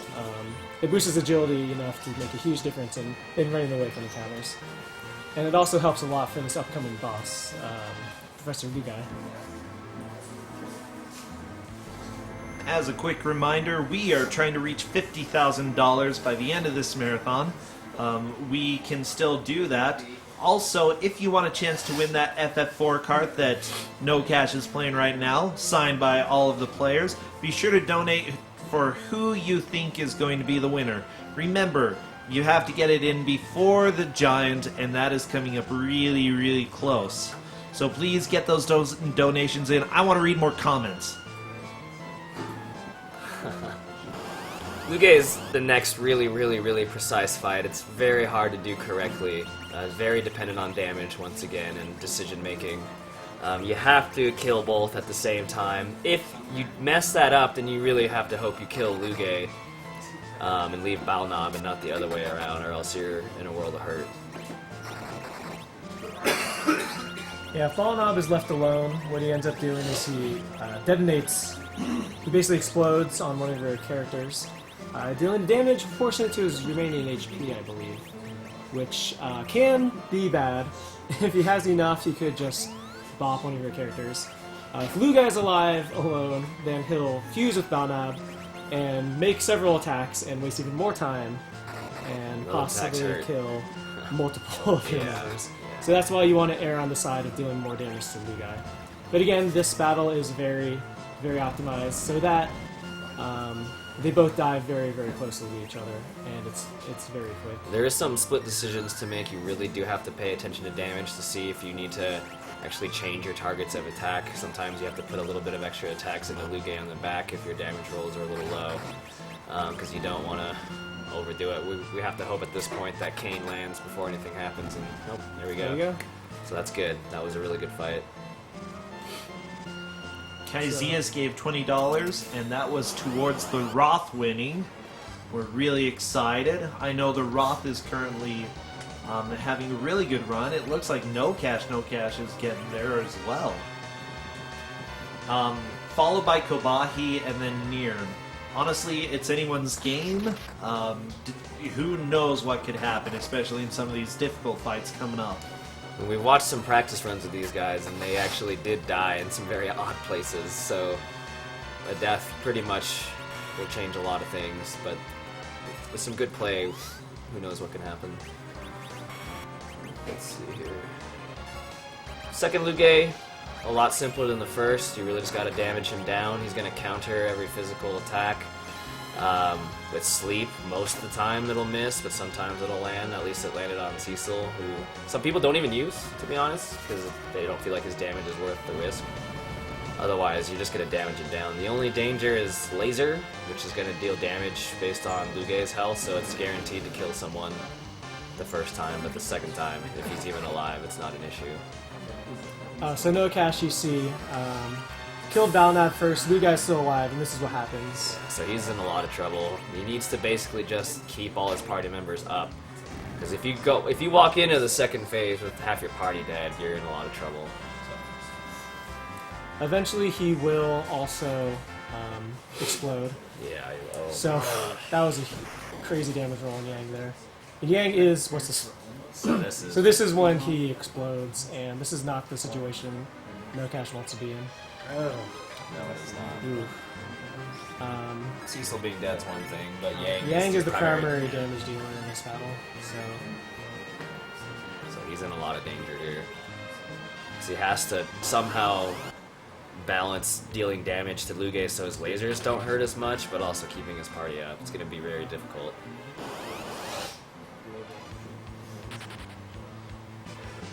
By the way, I want to give a quick thanks. A lot of people are asking about the layout.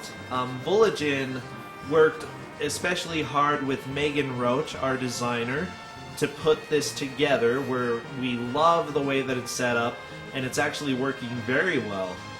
So thank you for those who worked on it, especially Bulligin and Megan Roach.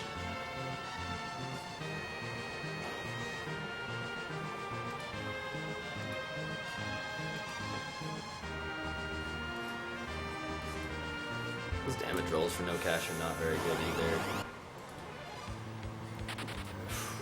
Alright. You saw neerrm do some can't run buffering in there. Just to make sure that the remaining blue doll did not turn into a big doll. It just so happens to be the case that the blues are faster than the reds for whatever reason. If you have one left over, because he kind of messed up, chances are you'll be okay with the red. neerrm could have been in a lot of trouble there, but he ended up pulling it out. By the way, during this race... Oh no. This is not good. That's really, really bad.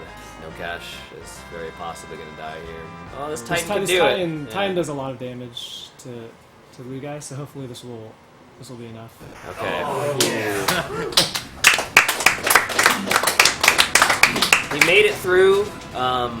A lower level Cecil and a lower level Rosa can have some consequences for him later on. He's going to have to watch out for that. But of course, working with that is way better than having to go back to his last save. So he pulled out the victory here, but he's going to have an uphill battle now.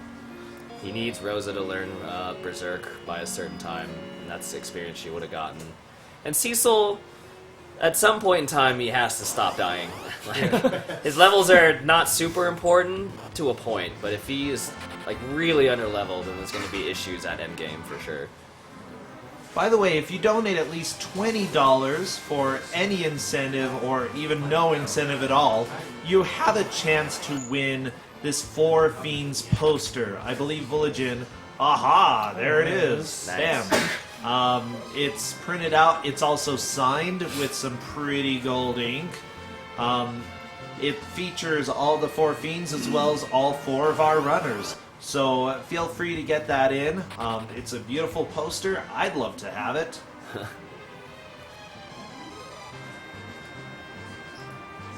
Yeah, our good friend Quistacular drew that up for us. So shout outs to her.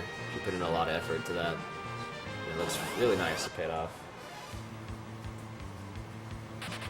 So Nocash and Roth have their walk to do. They got some dark imps to kill for the cutscene. No big deal. While Khobahi's going to enter the Lugae fight here. Hopefully it ends up being pretty clean.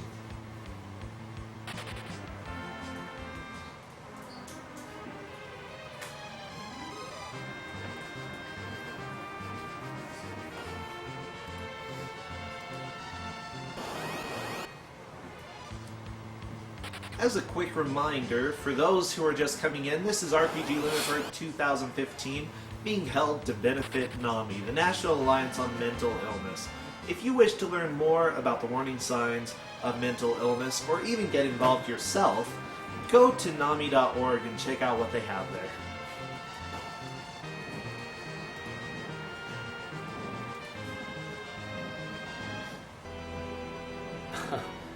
It's like neerrm getting trolled by that dwarf there.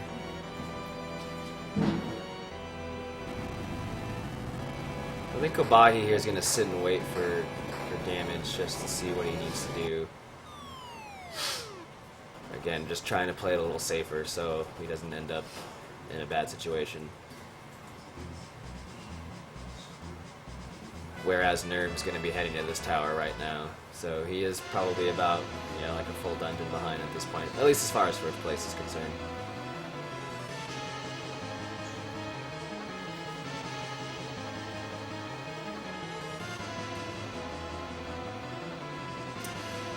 So Khobahi, So, yeah, go ahead. So Khobahi, unfortunately, had but the time damage wasn't enough to kill Balnab, or it did kill Lugae. So that's what happens when you kill Lugae, but not Balnab. He immediately blows up. That is definitely the better alternative. If you do mess up, that's what you want. Yeah. That so- worst, the very worst, is one person's dead, as opposed to 2 or 3, like Nocash had. And it's possible that just like no one dies because Yeah. again it's based on his uranium life.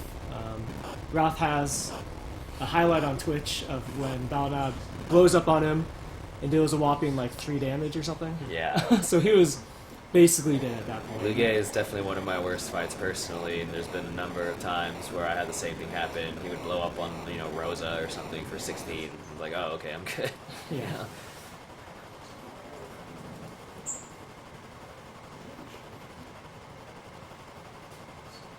And so neerrm and Nocash actually had the same bag attack at the same time right there.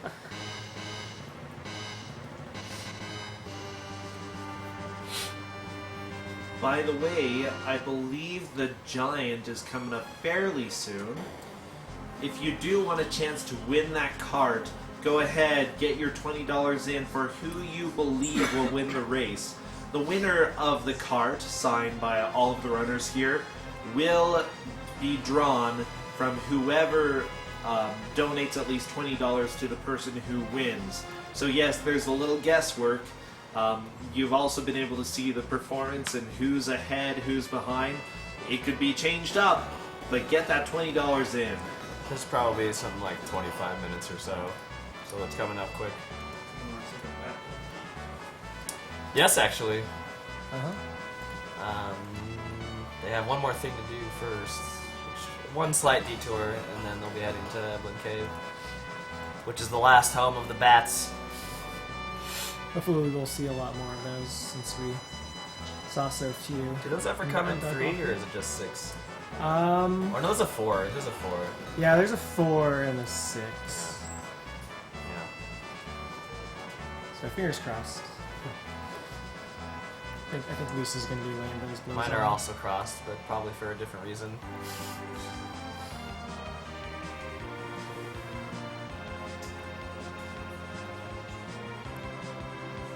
the next storyline point is Eblin. The only way to get there is to get the hovercraft. Before we do that, we're going to stop off at Eblin Castle, which has been destroyed. We want to get one very, very specific chest there, which is going to be one of our main weapons for the rest of the game. It's a fight. It's actually pretty dangerous. That's why the Roth saved there. I'm sure Nocash will do the same. It's wholly dependent on Rydia casting Titan, and if she dies and you have to try to revive her and get her to cast it again, that's a lot of turns you're getting hit by all the enemies. They are a lot higher level than you at this point. So it's pretty rough. We'll see what happens. It's free as long as Rydia doesn't get bopped immediately and Cecil gets his cover off.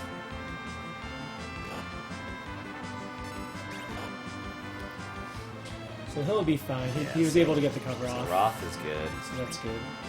We'll see how things go for Nocash here. You're also going to see... Kane's taking a beating. He's good. Yeah, you're also going to see he just dupes Kane's weapon slot. It's because we're going to end up duping the Drain Spears we get at the end of this fight. And that's going to be an awesome item. Yeah, it seems like it's so out of the way, but it's very important. It's one of the strongest weapons we're going to have for the rest of the run, so even though it's a couple minute detour, it ultimately saves time over the course of the run. Donathan gave $40 and said, I think Roth and Nocash have a lead that's too big to surmount, so $20 on each. Roth is excited for this cave. Here he is. He's looking forward to it. We're looking for bats. Come on. I see our friend here is getting into position. Lisa's, yeah. Lisa's ready. Give you a clear seat right here. There you go. Enjoy. Just don't hit me, please. Okay, I'm safe for the time being. There's no encounters here. We're going to do a little shopping. Our next big boss is Rubicante, who's fire themed, so we're going to buy some ice stuff. Because, you know, we have lots of money still. 5.7 million left still. Just about all of which is going to get used, actually. Yeah.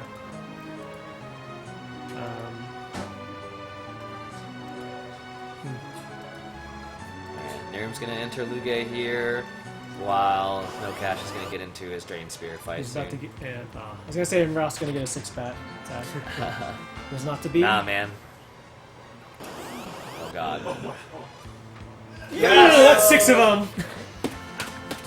Dear Kieran. I think Lisa's being gentler. Yeah, that was pretty gentler gentle, than I was, actually. so. So that's cool. Yeah, He's got armor. I'll take that. Go for it. That's a good gauge. He's Batman. I mean, Yeah, Same Batman for the can, eyes. Batman take a beating here. He does have. I don't think body he. armor. I don't think he would bat an eye over that one. What a bat pun. Oh! 6 more! yes! This is why we like this dungeon so much. Is that better? She hit hard. I don't know. First two, I don't know. and she's like, I don't know, oh, Lisa. Complain again, Vic. All right. We're trying to cause harm. Yeah. Physical. I mean, I'm not going to ask for harm, but, you know, whatever. We don't really care what you're asking. I know, exactly. No, we're trying to Exactly. strike out mental illness here. Chow thought it was better. Okay. There are some really nasty encounters in this area, and the worst part is, you know, as a runner, you know you're about to get edge, and once you get edge and throw 2 cat claws on him, he's so fast that you can basically run away from back attacks. Except for a few, there are some where you cannot run away before they attack. But Wow. for the most part, you can get away from back attacks before they attack, so it's not as big a time waste. You still have that message at the top that has to disappear, but at least you don't have to sit through enemies attacking you. No encounters for Nocash in the first room. Saving it for the second one? I guess so. Okay, so we have Lugae dead for neerrm, and Balnab is still alive. We have... So... I think only the Roth had a clean fight then, huh? Ooh. That's not good. That's the worst. That's the worst target for that. Yeah. Or 4 more. That was a nice cadence to that. I like it. 6 more. 6 more. Yes. If you feel bad, you know. Other side, maybe? It's fine. It's Even fine. it out. Just, nah, man, we want it well. Okay, those were really friendly. This way fast, we also get a chance. You could. Oh, It's yeah, I mean, fine. we could pass the bat around. Everyone gets $40 from Anonymous. They're also hedging their bets between Nocash and the Roth. So Roth is completing the Drain Spear dupe. Now he has a whole lot of them, and presumably equipped the Why?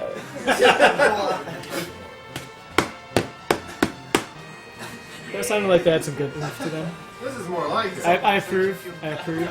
No, 4 more! Oh!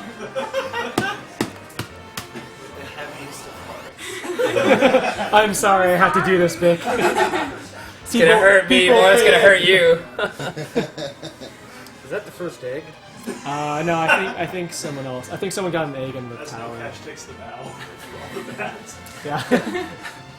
Well done, Nocash. You did us well.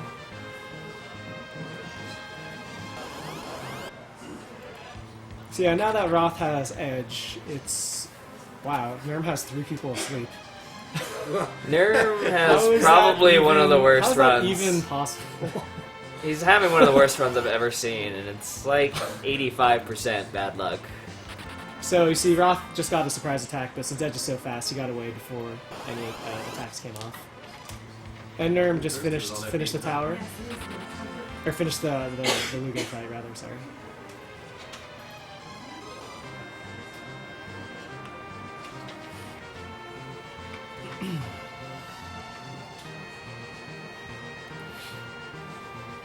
I think someone's going to be pretty sore after this round. Luckily, I don't you had have to any more swing the work bat to do. a lot of times. I see what you And did we're there. only halfway there. I know we've got a $20 Hopefully Lisa donation can from pull Dare off that. Moon. This one is for the Roth. Looks like there are quite a few coming in for the Roth. And for Nocash. There's still some coming in for the other 2 runners. For Khobahi in 3rd and neerrm in 4th. Yeah, they're by no means out of this at all. There's a lot of RNG in the next, well, not in this next boss fight, but in the sections after that. Just depending on how the RNG treats them, they can gain or lose quite a bit of time. So they're Khobahi and neerrm are by no means out of it. Although neerrm just keeps doing those back attacks. Everybody needs to give neerrm a hug after this is over. He's getting some extremely bad luck. Especially if he wins. Especially so, yeah. We have $10 from the LLK. She says, "Hey guys, LLK here. I'm really enjoying the Final Fantasy IV race. Great runs and great commentary. This will probably be my last donation for the marathon. I'm still really hoping to get Robo named Repo to honor Eric's memory. May he rest in peace. I'm hoping maybe Team Repo can help me out since I'm super broke. Anyway, may the rest of the race go smoothly. Actually, wait, no, I hope the rest of it doesn't go smoothly. I want more bats. More. I want so many bats that you might as well rename the house Castlevania." I like it. That's pretty good. So Ross just in a long cutscene where his characters are going to be sent down to the Hades. Yep. And following that, he'll get into the Rubicante fight, which is a very simple fight. It's basically just all the characters you use to attack are going to deal a lot of damage to him. And you'll see why again we duped the Drain Spears. They're going to be used to devastate effects. This cutscene is used to basically do the last giant inventory sort because it's not really a battle. You just have to advance all the dialogue. During every message and every spell animation, they're going to move stuff around, and that's not going to cost them any time. To the point where they didn't even equip anything that they bought either because they can do it right here. We're going to use non-bad encounters for Khobahi. I know. It's all this first room. It's just the first room, though. At Yeah, the time, Ruby yes. fight is very simple, very short, very optimized too, actually. It's not hard to do, but it can be hard to do really, really fast. Because that Ruby fight is done in under a minute, if things go well. It's incredibly optimized. It can be very fast. He's supposedly like the strongest fiend, but his fight is the fastest to get through, probably. Well, I guess maybe Kainazo. Kainazo's Yeah. pretty quick. Looks like Khobahi's not so happy about these non-bat encounters either.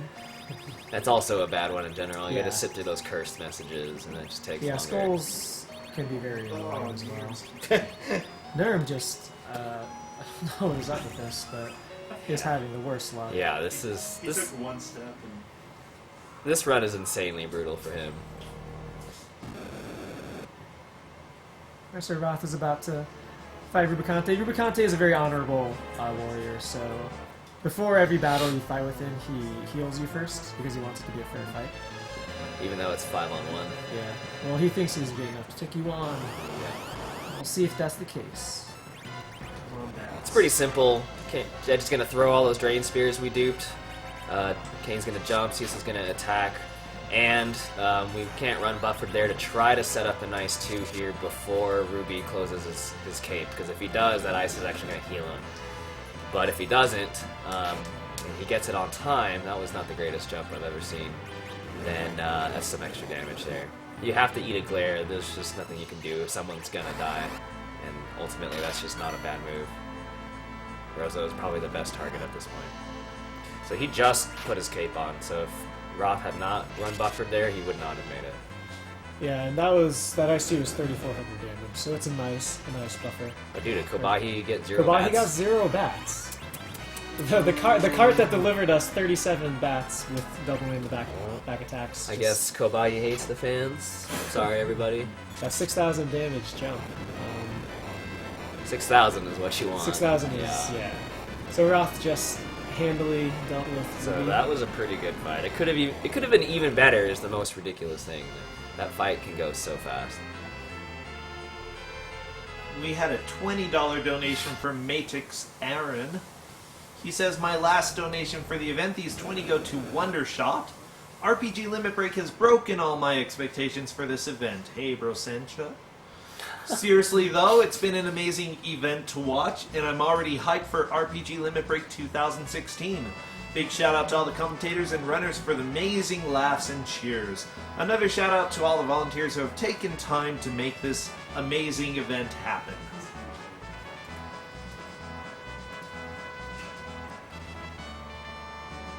Alright, we have the runaround for Roth here. He has cutscenes to get through, places to go. Very not exciting until he gets to the giant, which is we'll close stuff off for the donations towards specific runners. So We are getting really close We are very to the close. giant. Yeah. So if you want to donate for who you believe the winner will be sure to get that in now. Remember, $20, if you put that towards whoever the winner is, you'll be entered in for a chance to win the FF4 cart, signed by all 4 of the runners. It's the one that Nocashnocash is using right now. So go ahead, get that $20 in. I think now is the time to do so. One extra thing Nocash is gonna have to do here, he's gotta try his best to have Rosa survive this fight. She's not high enough level yet. She has to have Berserk. This was the best time for her to learn it, otherwise he has to pull some shenanigans later on at the very end to have her get it. Berserk is absolutely mandatory for the final boss, so he has the extra disadvantage now to bring her up if she falls, whereas Roth did not have to care. He just let her die and stay dead.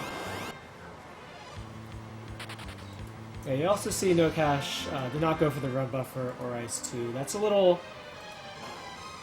again, more of an optimal strat. You need to get your inputs in real quick, and because with Roth we saw the ice 2 came in right before the cloak closed, so you need to be very quick. Yeah. And if you don't feel like your inputs are fast enough, then It is a little slower. It's not as much slower as it would be if you tried to do it, and the Ice 2 went off when the cloak was open. Or cloak was closed, I'm sorry. Oh. So, if you kill Ruby with a physical attack, you can get this. And I think if his HP is low enough, then you get that extra dialogue, which we don't want, obviously. Some runners, when the battle progresses, just stops attacking with Cecil, especially because Ruby counters physical attacks with Fire 2 anyway. So some people just stop attacking and because they don't want to risk getting that message, and because he does the least amount of damage out of your damage dealers anyhow. So just one of those things, like, Nocash didn't really have to, you know, do too much. Like, he got the fight over with. It was reasonably fast. But it could have been better, for sure.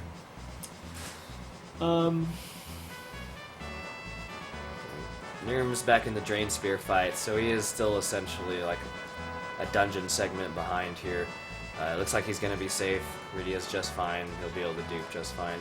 neerrm actually does this a little bit differently. He comes in with Kane and will actually kill one on purpose, just to make it a little bit safer. That's one less guy or gal attacking you. Sometimes for him, if he's not quite on it, though, it means he won't be able to dupe the spear, or the spear slot, rather, so he's going to have to do that somewhere else. While Khobahi here is going to enter the cutscene and manage his inventory, and we'll see how he handles the fight. I'm not sure if he does the run buffer either, excuse me, to be honest. I think it's just our bottom two players here, Roth and neerrm. Because it's a hard strategy to do. If you're not on it, you're gonna heal Ruby. So yeah, this is our last chance. There's three of them.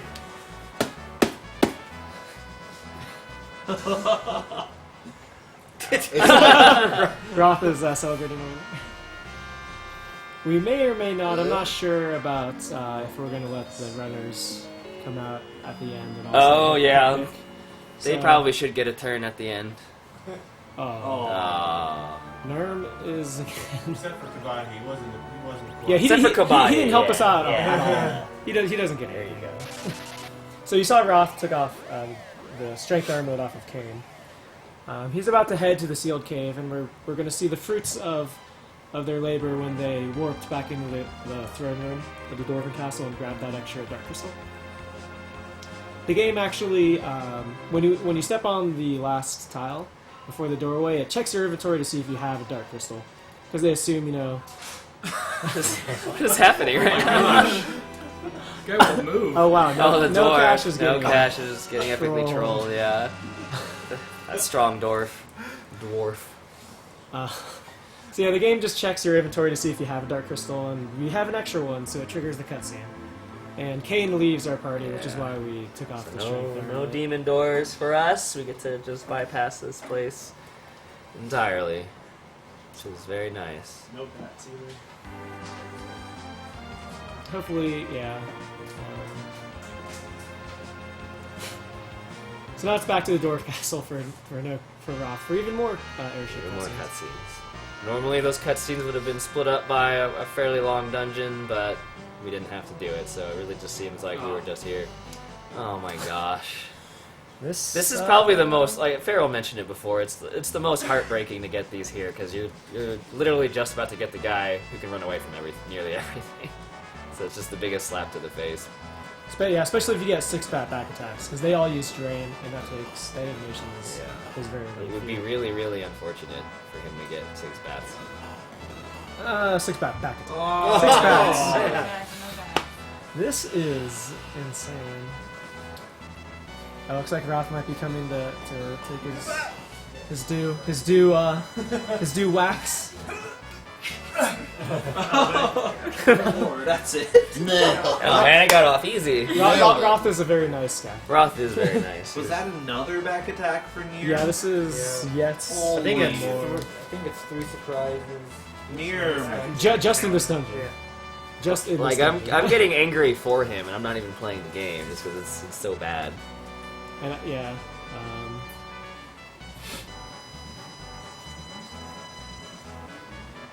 Khobahi's in the Ruby. Oh, sorry. Well, just remember, if you want to be eligible to win that cart, donate for who you think is going to win. We're cutting that off in just one bit as soon as we enter the giant, and that's coming up. So please donate for that. Sad face. That's it. I believe, just so you know, the Roth is in the lead, Nocashnocash in second, Khobahi in third, and neerrm in fourth. It still is anyone's game, so send $20 in for who you support. You'll get a signed copy of the Nocashnocash cart with the save file that he has here, which is a fantastic prize, so go ahead and do that. Also, other incentives, we still haven't met the Wonder Shop for Chrono Trigger, and we still have not met that other thing. What's that other thing? The Gato song. Oh yeah, Gato song, which is a really good song, Nice. Roth with the swag airship landing there. Didn't quite hit A in the right spot, so he tried to land instead of going up. That's really, yeah. It's very odd that they actually allow you to land or try to land. And I mean, we've all been there, but it's still funny. Yeah, it is. There he goes again. Alright, so Khobahi just finished with Rubicante. Looked fairly clean to me. It did. neerrm just got edge, so Okay. at least now if he gets back attacks and surprise attacks, depending on the actual encounter, it won't be as devastating. We do have to give out the obligatory seizure warning, as with these cutscenes, there's going to be a lot of flashing colors. Indeed. So just want to be safe here.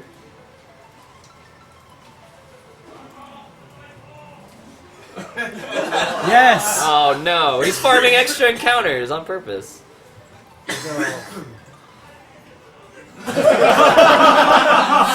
He's going for more bats. And we're mostly laughing because we don't know what he's saying. We're just hearing him shout. Yeah, it's just lots of like just lots madness. of shouting. And no encounters. And no yeah, encounters. It's not getting any encounters. The game is not. This cart, dude. Okay. Okay. 2 extra encounters and neither. Oh wow. What kind of luck is that? There we go. I'm seeing some donations coming in now. This is nice. This is nice. Go for it. We have $10 from Mikelia. She says, "Hey guys, Mikelia, again, I'm so glad I was able to get off in time to see Chrono Trigger. I love Chrono Trigger. In fact, it is my favorite game of all time. I'm glad I get to see 2 of my favorite speedrunners play it. Essentia being the reason I even got into speedrunning in the first because of her Final Fantasy VI run on YouTube. And Puexel, who always says hi to me in chat and looks like my husband. Have a great run, you guys. Put this towards singing the Gato song. Sing it loud There you and go. proud." Okay. Cool. So Roth is about to head to the moon, get the lunar whale. We are real close to the cutoff. Basically, as soon as Roth returns to Earth, which is probably like 7 minutes or something like that, then that's the cutoff. So Khobahi just got one of the surprise attacks where you cannot run away before they get attacks off. Roth here's going to stop by the Naming Way Cave. One of the Naming Ways here is a shop. We're going to buy elixirs. We're going to spend the last of our gold on these. Yeah, we can usually get about 50, which is more than enough for the... Wow. Yeah. That guy did not want to sell him anything. It's more than enough for the rest of the game. It's good. It's all the healing you need. Even when you're playing, even when you're brand new and playing ultra safe, it's 50 is still plenty. So he has the long walk to get to our next character, Fusoya. There's really just nothing eventful through there. He can get one back attack with 2 red worms that could kill him, so he's probably going to make a safety save at some point in time. Or not. Oh, there he is. We had a couple anonymous donations come in. Both of those were for the Roth. As a reminder, this is RPG Limit Break 2015. This is a charity speedrunning marathon that focuses primarily on role-playing games. For this marathon, we're doing this to benefit NAMI, the National Alliance on Mental Illness. Remember, every donation that you give goes directly to our charity. However, there are other ways that you can contribute as well. For example, the Yeti is selling t-shirts $3 of each t-shirt sold goes directly to the charity as well. So please go donate. Feel free to buy shirts. They're wonderful shirts. I've already purchased a few myself. And hopefully we can raise $50,000 for the charity this year.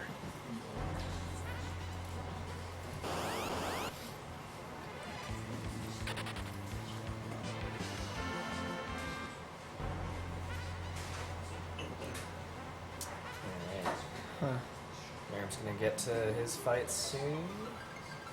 Well, Kane died, apparently. Kane. Hopefully he got his equips in. I'm not sure that he did. He had the focus was on Kane, so I think he was able to equip his Tornado.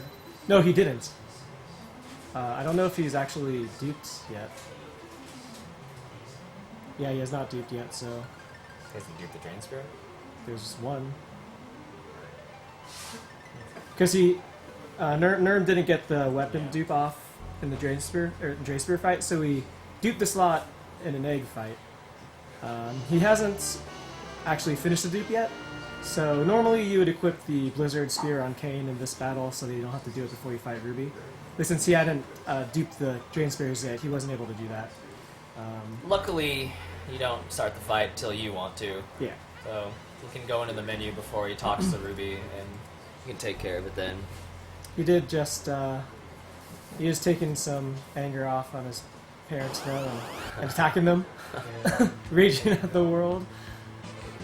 Chief Allah gave $6 and said, "This is a 6-bat back attack encounter. Kipo. Drain, drain, drain, drain, drain, drain." Does that count as an actual... Yeah, sure.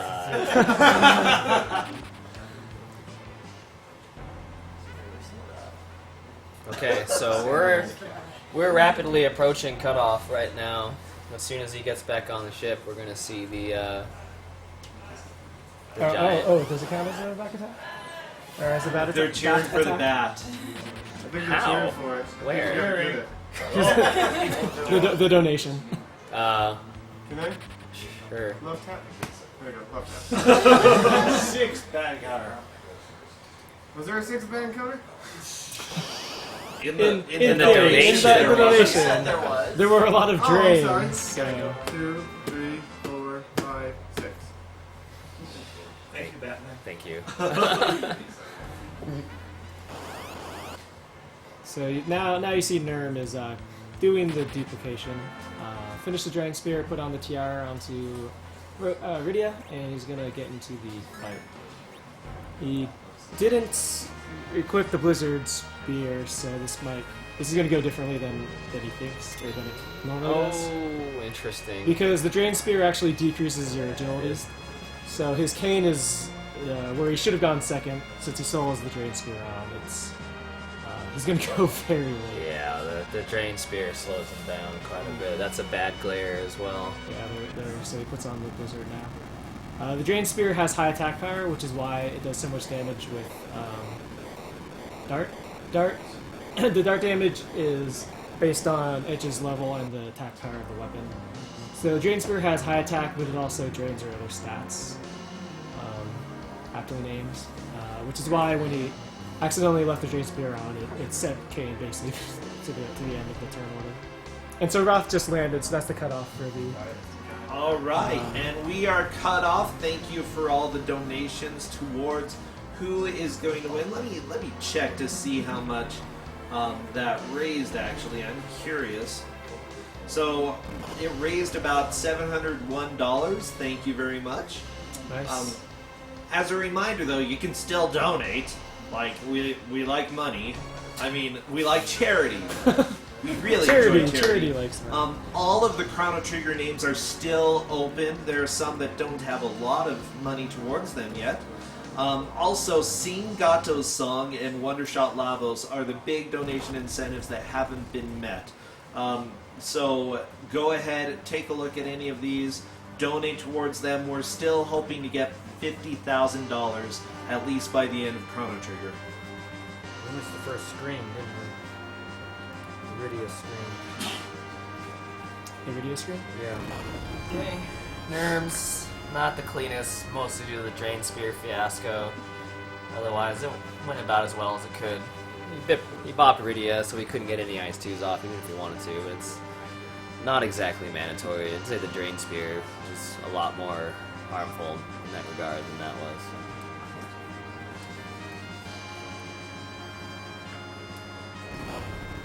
So it looks like each runner is kind of like a segment behind each one. So Nocash is heading back here, he's just slightly behind. Khobahi still has to kind of do all the wailing and walking, if you will. And then neerrm as well is a couple cutscenes behind that.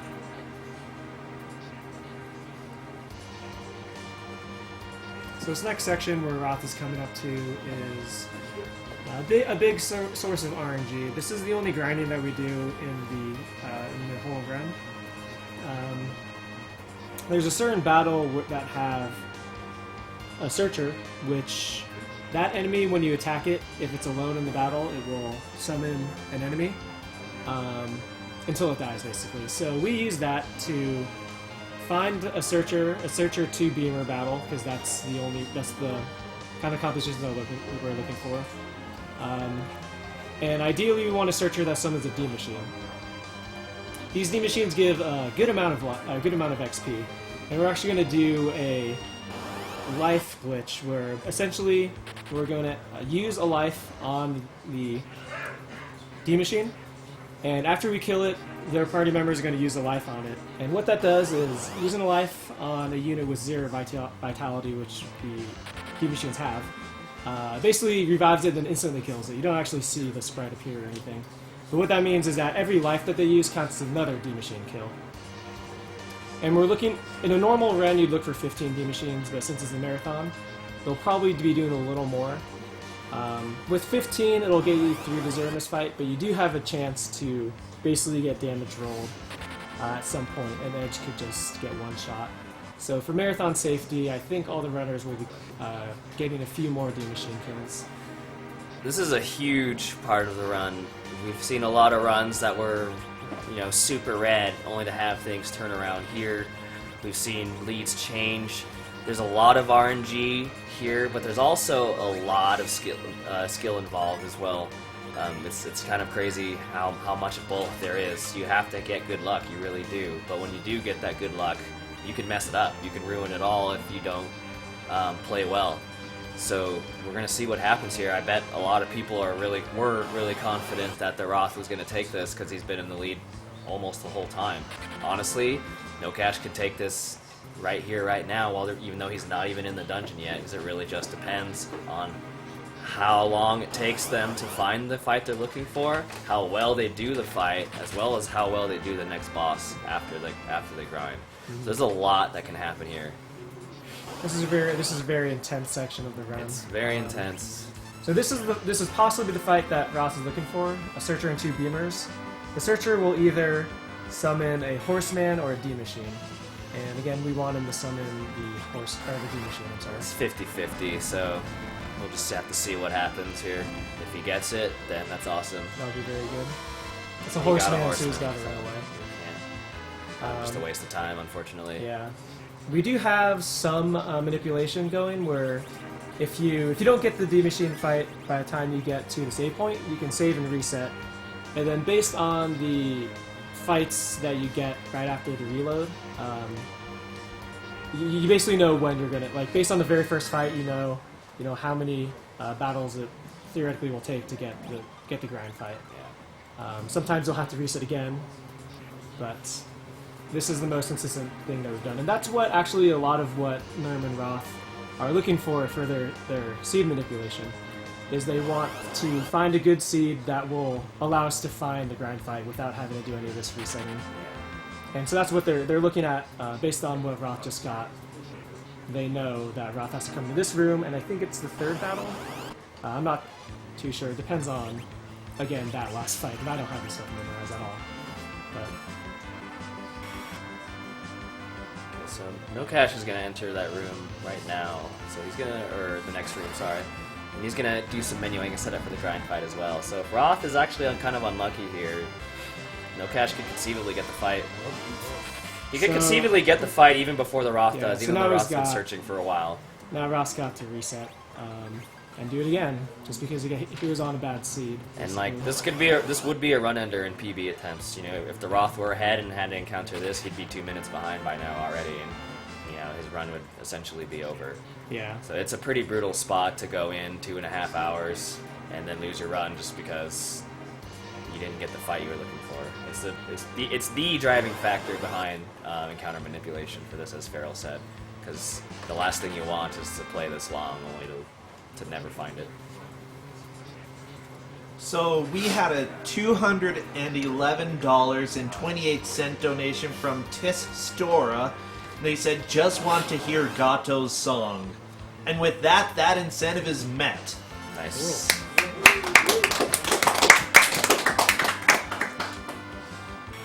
Batleon gave $25 and said, hey Roth, neerrm, Nocash, and Khobahi, it's Batleon. As usual, I have questions. What do you do when the best players in the world are racing your favorite game ever for charity?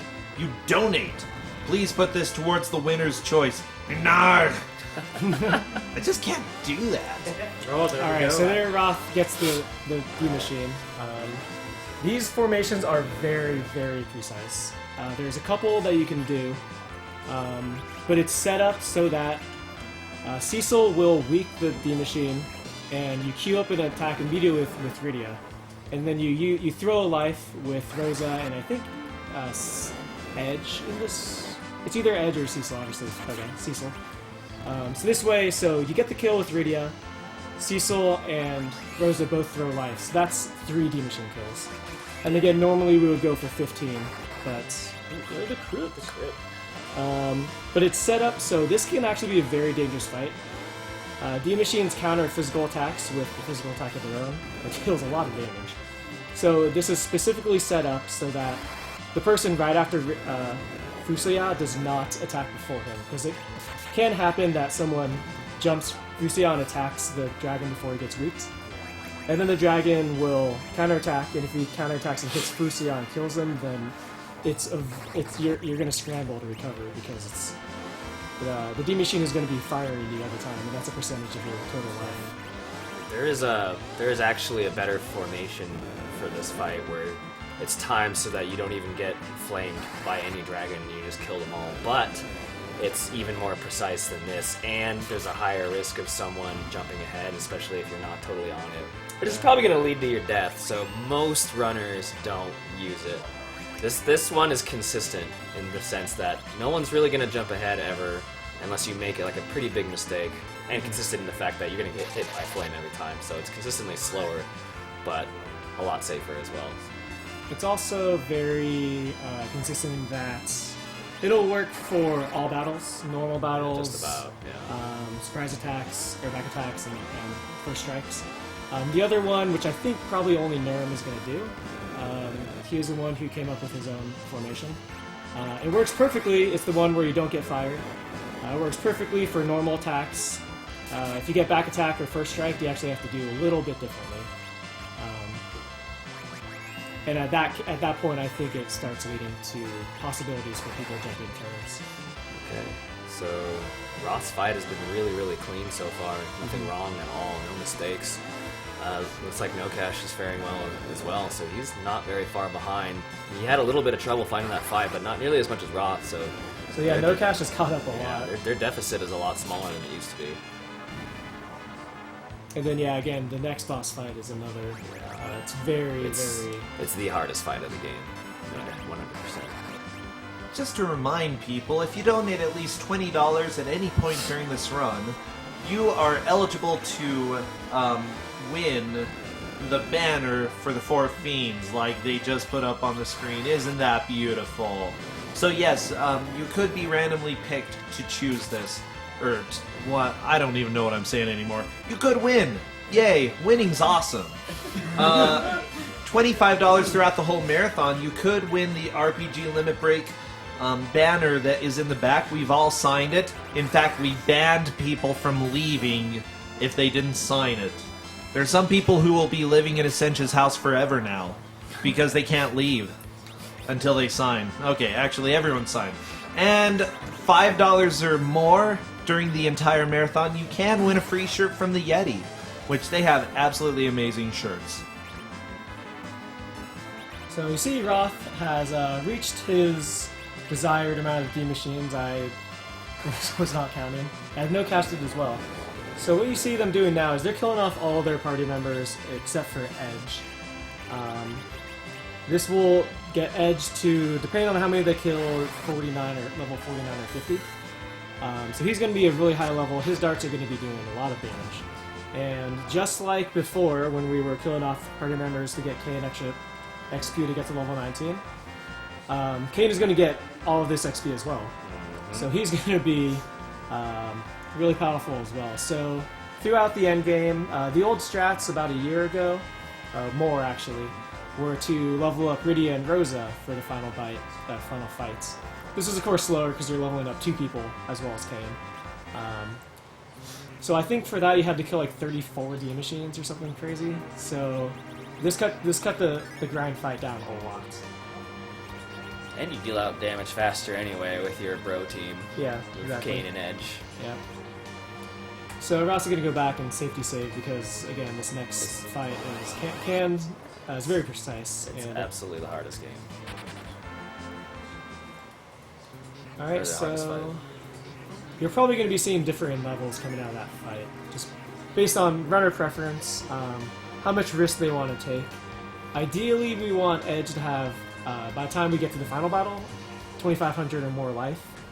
Because I think the most he can take is low 2,500. The Roth went to 48, Nocash went to 50. Okay, so Roth is going to be probably 49 when he gets to... We really just want Edge to be at least 24s. Nocash is guaranteed to have that at this point, if not even 25. Whereas Roth, hopefully, will be in the 24s. So Big Bangs can damage roll you by doing around 2,300-ish, and you're usually never at 100% health, so it leaves Edge at around 22, and so he can die from that. Yeah, so Roth is starting the 4 Fiends. Yeah. This is, like I keep saying, it's a very precise fight. It's 4 Fiends. You're actually only going to see 2. The first 2 Fiends share a hit point pool, and then when it gets low, not depleted, but low, it switches to the 3rd Fiend, and they get a little HP bump. And that happens because if you attack them directly when they're in that lower range, they counter, if you will, by changing to the next form. If you do an indirect attack, though, by casting a spell off of a wall and depleting them that way, they don't actually counter. So that way you can actually kill the Fiends before you even see the other 2, and that's the goal here. Which means every action here is very precise, everything goes fast, and if you don't keep track of your damage, you'll actually turn the Fiends early, and you'll have to sit there and try to recover. Half the time you're going to die anyway, because they do a boatload of damage. So what you're seeing from Roth and Nocash here is all very, very scripted for the most part. They have to do a certain amount of darts, they have to do a certain amount of spell casts, and if those spell cast damages, the ranges are a little iffy, then they have to adjust what they're doing. So it's very precise. It's very easy to mess up this fight. Yes. So Roth is walling Edge. He's gotten to the point where if he does do direct attacks, Ruby is going to be low enough that it would trigger Kainaza. So at this point, he's just going to be walling spells. He should only have to cast 2 spells, and then possibly a direct dart if he's still alive. Again, if you haven't been paying too much or close enough attention to your HP, like Big said, you can turn them early. It's possible that if you do a direct dart at the end, it's not enough to kill him, and that'll turn him. It's also possible that since you basically, it depends on what Roth's going to do. He's very quick with his inputs and everything. But if you do choose to wall twice, which is not because his damage hasn't been good enough. So he's going to direct nuke here, it looks like, to try to finish him off. It obviously saves time to direct nuke than walling, but if it doesn't do enough damage, then it'll turn him. So if you weren't feeling confident, you would try to reflect that nuke. There you go. And then dart. If you weren't feeling confident at all, you'd re-wall and then nuke, but Roth knows his damage, so you knew that he was going to finish him off there. That was a very, very good fight. Very, very good. Yeah, the other thing that could go wrong is if you do decide to nuke, do a second spell, which I think Nocash just did. It's entirely possible that your Good. Okay, there we go. So Nocash with a very clean fight too. He just took a little bit of a slower strat. That's all it is. His fight was very, very clean. So one other thing that can happen if you're not fast enough with your inputs is when you do the second nuke off of, the second spell off of Edge's wall, the wall might not be there anymore. Yeah. And then you just nuke Edge in the face, and he dies. And you're left with Fusoya, and you gotta scramble to recover. Which is also really hard to do. Yes, yeah. We have a simplistic fight here with CPU. You got to dart the bottom one because it heals every round, then you're just going to eat all the lasers from the other one. You're going to queue up a Meteo with Fusoya, but you have to throw in enough darts before he does that or else you're screwed because the boss will survive and Globe 199 you to death. Basic way to guarantee that, which is what Roth's doing now, is to can't run buffer all those darts just in case. Otherwise, it's typically understood as one of the easiest fights in the game. Looks like Khobahi found his grind fight as well. So we're going to see if he can get his double life strats off super clean, just like the other two have. And the neerrm's going to be entering the dungeon here really soon. He's not super far behind, to be honest. By the way, with the number of people that we have watching right now, if everyone donates $4, I'm going to say $4, we will reach 50K right now. $4, that's all I want to see. Well, I want to see other stuff too, like the rest of this run. But please, donate $4. Most people are able to. If you can, please do so. Let's go ahead and get that 50K. So, in that CPU fight, you saw Nocash and Roth did it very well, very clean. You might have noticed that Roth actually lifed Cecil, brought back Cecil back to life, so that he was also in the fight, whereas Nocash left him dead. What this is going to do is Cecil is going to have more life for the Zeromus fight, and this will hopefully, ideally, you want Cecil to survive, and we'll talk about this again later, but we want Cecil to survive for a bit so that he can heal Edge and Kane, so that you can keep your damage going. If he has lower life, it's possible that he'll die. So again, this is just a slightly slower, very slightly slower strat. You just have to life him, and then you have to defend with Cecil, whereas Nocash did not have to defend, so his CPU is slightly faster. But it is safer to have Cecil alive at this point to give him some more levels. And again, Khobahi is killing off his dudes. Yeah, he's not that far behind at all. Dudes and dudettes, I guess. So we'll see how far he went with his level grind. It's going to come down at this point to the final walks and performance on the last boss. Obviously, Nocash and Roth are very close to each other. If their walks don't compare very well, or they perform not even that bad, still live but just kind of slow, Khobahi will catch right back up, no problem. I think, unfortunately, neerrm with his 8,000 back attack is going to be hard pressed to do so. It's hard to tell with this game though sometimes, since they're all basically in the same segment. Anything's possible at this point, especially if there's a death. So they will safety save before the boss, but that's still like a 15-minute loss. So. Yeah, it's a very from the safety save to the final boss, it's a very long walk and a very long cutscene. So if you do die, it can be a huge time loss, and so you set you very far back, unfortunately. Cosmic the Dolphin gave 350. He said there's nearly 3,000 people watching. If everyone could spare just 350, we'd be at 50,000. Do it now, okay? Thanks, bye. Just FYI, I like 4 because it's round. And also Final Fantasy 4. Donate 4 for 4. Final Fantasy 2, Final Fantasy 4, whatever. PX gave $4 and said, shut up and take my money. DN Anime gave $4 and said, Edge's mom is hot, get it? Because she's a flame snake thing. Usunoro gave $4. We have a $48 donation from Anonymous that says, I'll cover 12 of us.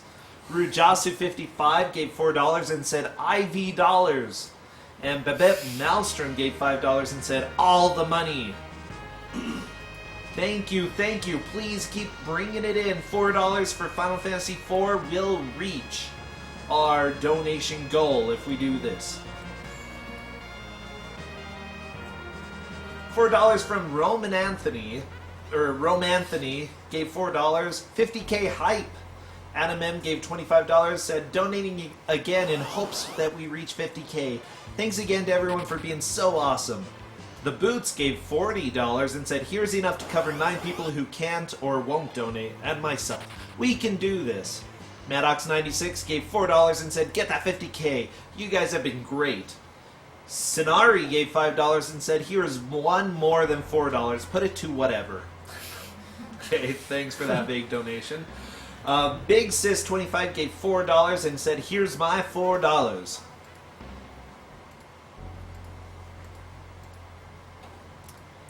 If I recall my manipulation correctly, this should be it for NERM.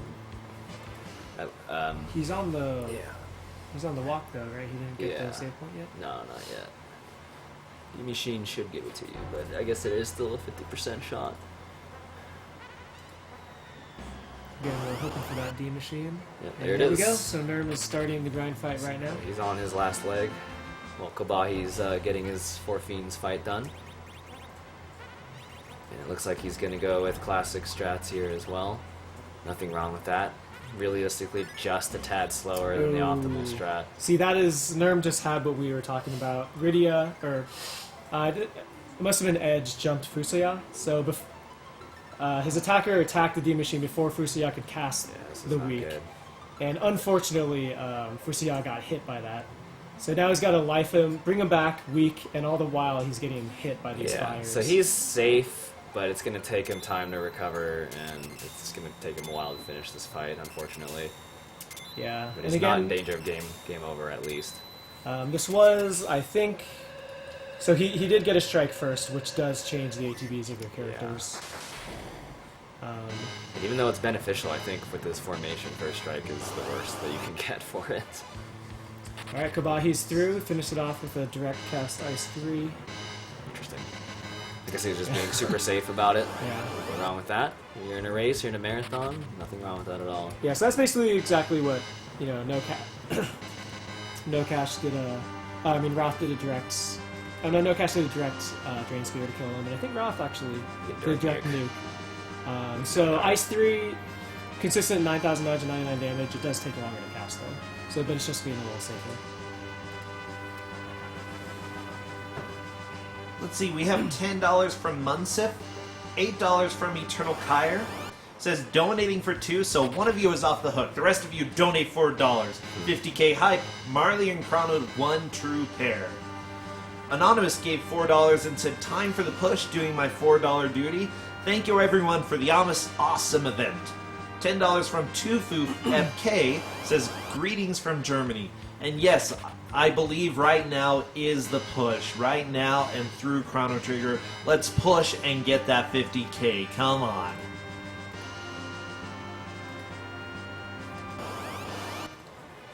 So for this walk, Roth and Nocash are just going to go straight to the descent through the Lunar Subterranean. They will be making one stop.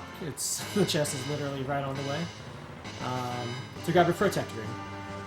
Protect Ring is will help Edge survive against the final battle. And like I said, the chest, you pass literally right past it. And Khobahi also just let Cecil die. Count of 4 rather. You may be a friend, but there are no friends here. So this is the Protect Ring that Roth's come up to.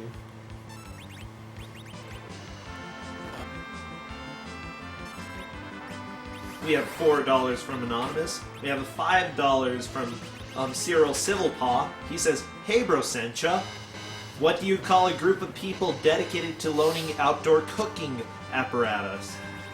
The National Alliance of Rental Grillness. I need a rental one the other day. Actually appreciate that. High Spirits gave $4.50. He says, here's $4.50 since someone left out 50 cents.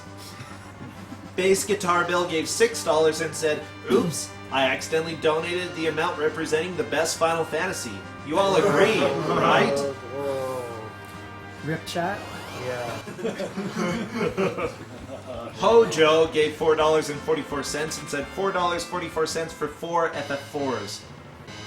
No, it's pretty much Failfish is what's ripping right now. Ashley gave $5 and said thanks for the great runs and the week of constant entertainment. Demand gave $20 and said here's $20, put it towards Moon Whale spaceships. Redcast gave 4 and said 4 for 4. T of J gave $20 and said I suffer from depression myself, so I can understand the importance of mental health care. I do speedruns myself and hope to one day do a run for a marathon such as this. I'm already hyped for next year. Honestly, the last section of the game is just not that exciting until the final boss fight starts. It's just a lot of walking and trying to run away. We're gonna safety save here. But there's actually a segment of dungeon that's still left, so we're not even that close. Roth will take his last save there, and so will Nocash, and I imagine everybody else, just in case. We still have about 4 more floors of dungeon to get through, where you're not really in danger of dying anymore, but it can take a while if you're really unlucky and you run into red dragons. They just take a while to run away from because you have to use the smoke spell. If you try to sit and run, they get like 3 or 4 attacks before it happens. Yeah, they're really mean. What runners might do, since using the smoke spell or smoke ninja ability or something of edges, it lets it so you escape before you get attacked too much, but it has a very long animation. So what runners might do, and what Roth already did, because he ran into, so this is what we don't want. I'm just going to go ahead and ninja smoke away.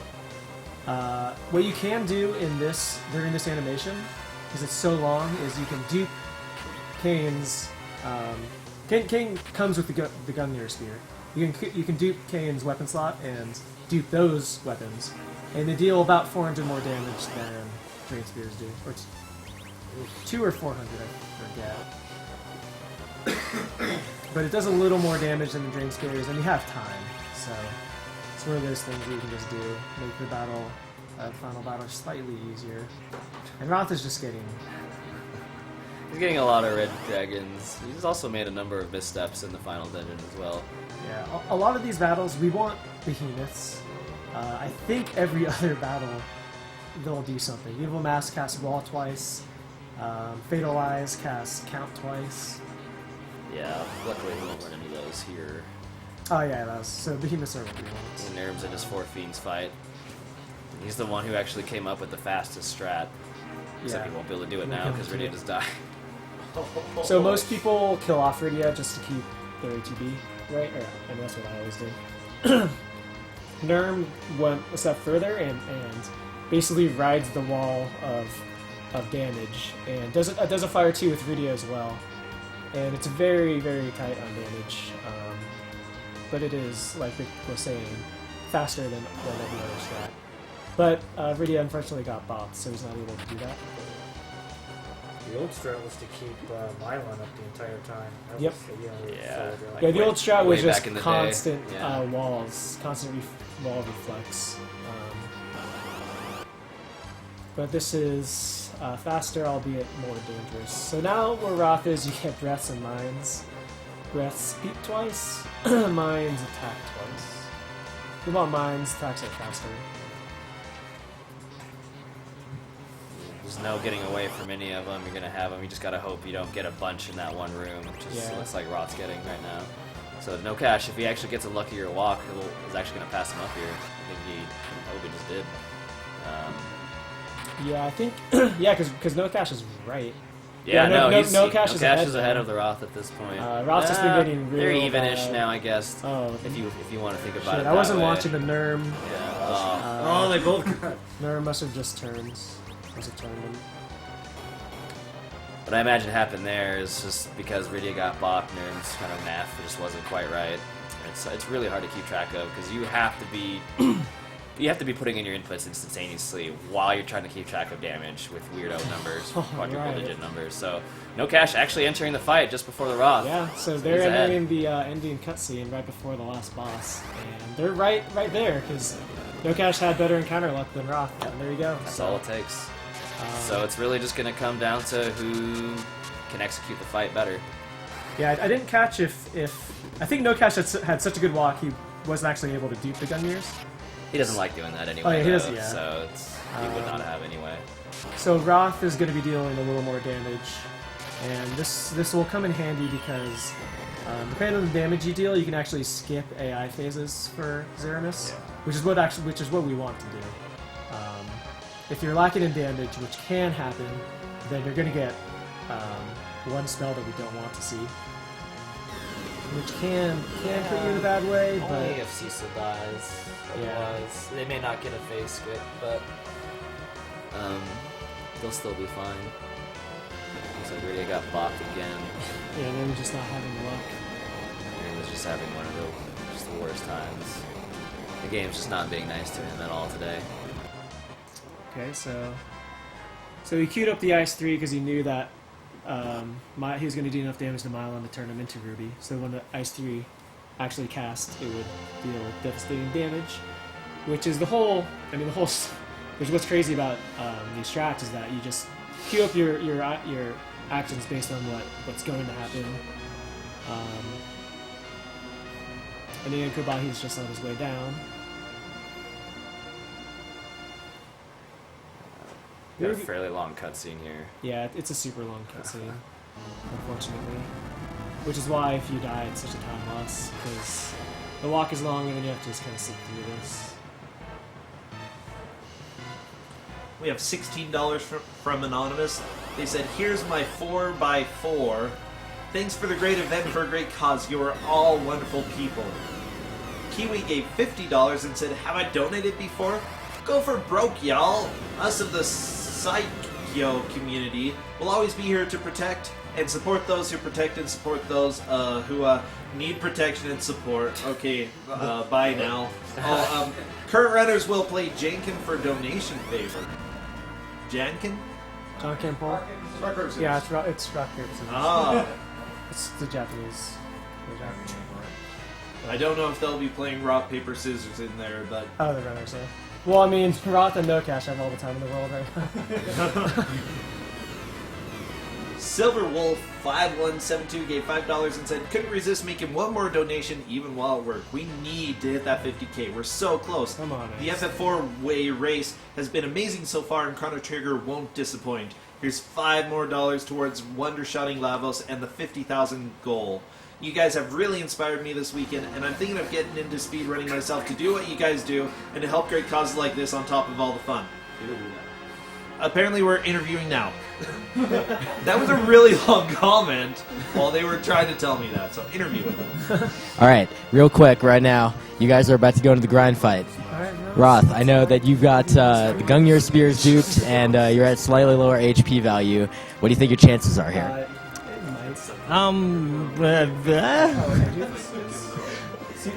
It's going to be interesting. Once the second phase starts, I'm not really sure how much damage I'll do, whether it's going to counteract the more amount of damage that Kane's going to do with Nocash. I mean, it could go either way. I just really hope that both of us don't get nuked with Cecil. Yeah. All right, Nocash. You've got a little bit more HP on your side, but you also have only the Drain Spears. What do you think is going to happen here? I think it's going to be a good display of good gaming by both of us, I hope, and I hope that none of us die. All right, good luck. Here's to both of you not having Cecil get nuked. We're good here. So we're at the final boss fight here for Roth and Nocash, which is another fairly precise fight. It actually looks far crazier than it actually is. It really comes down to fast inputs, of course, yes, but just also recognizing that Zeromus' AI follows a very consistent pattern. So since you should know, if you're good at the game, what he's going to do next each and every time, you know how to plan ahead. And it really is just all about throwing darts, attacking with Kane, to the point where he'll actually have Berserk cast on him in the beginning, so he can deal some really good damage, in theory. And healing when necessary with elixirs as you need to. Kane should be your main healer, because Edge will do more damage, but before all that, We want Cecil to try to survive at least one round to be your main healer now. Pharaoh brought up Virus before. Part of the first turn here is, of course, the Crystal Zeromus and cast Berserk. And then we actually want to cast a spell on Zeromus, which is going to prompt him to cast Nuke. And we don't want Cecil to get nuked because he'll die from it. He won't be able to heal. If he can't heal, your damage dealer has to do it, which means you risk getting Virus. So we really don't want to see that. That's the last thing we want to see right now. For whatever reason, casting a magic spell on Zeromus messes with his intelligence stat, and it nerfs his first Big Bang. So Cecil, even though he has half the life of everybody else, or your two main guys rather, he's gonna survive it. And from there, fast inputs, knowing your cycle. Yep. And again, the damage you deal, the amount of damage you deal will or can cause phase skips. Yeah. And that's where that. So let's see. So actually, interestingly enough, Roth has a more powerful weapon, but since Nocash's edge is stronger, they're doing the same amount of damage with. It's a good nuke darts, for. So that is perfect. Good nuke for Nocash. That's exactly and what good you nuke good for nuke for Roth. We actually. That's perfect. Yeah, we want Rosa Iridia to get nuked. They used to be the forefront of this, but now we just want them to die, basically. Cecil getting nuked again is the worst case.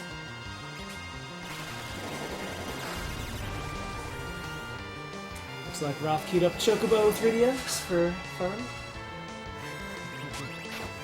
Khobahi's in the last room, so he'll be at the fight very shortly here.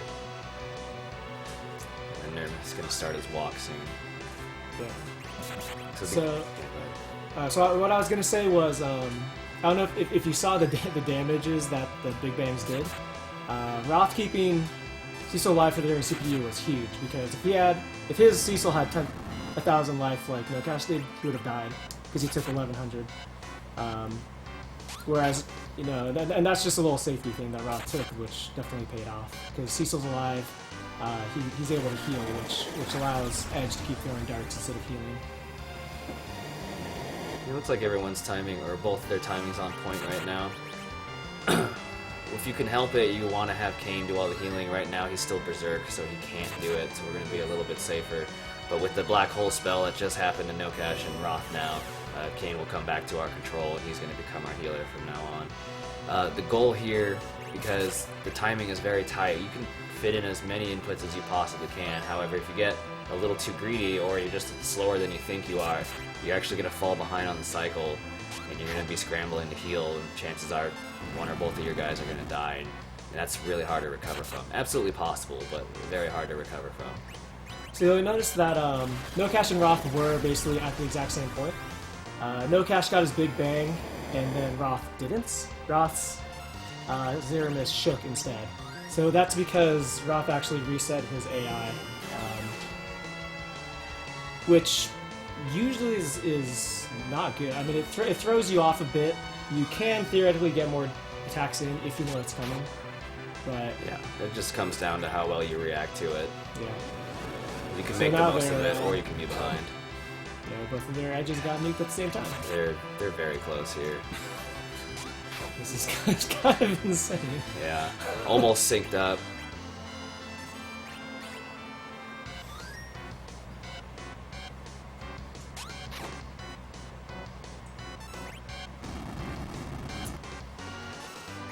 It looks like Roth is Roth's Zeromus cycle at least is slightly ahead. Yeah, that looks to be the case because he pushed them over. Roth, I think, has a slight lead here. He could take it. Yeah.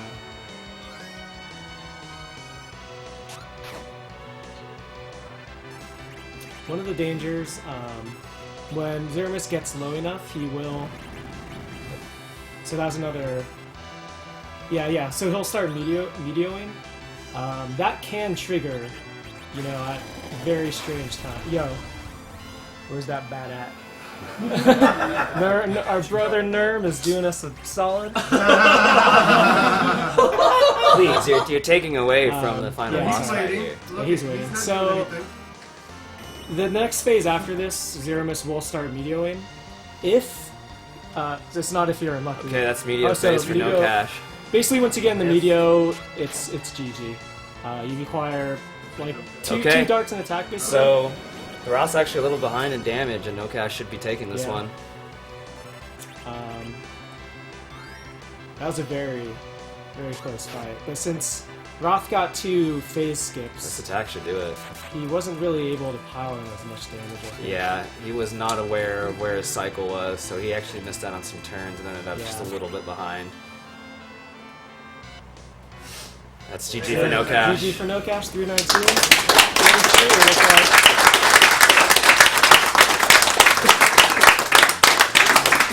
And Roth just got in the medio phase, so it's just free from here. One thing that can happen is you can trigger it, so you get a big bang, and then right after that you get a medio. Okay, that's Roth. Yeah. 20 seconds behind. 20 seconds.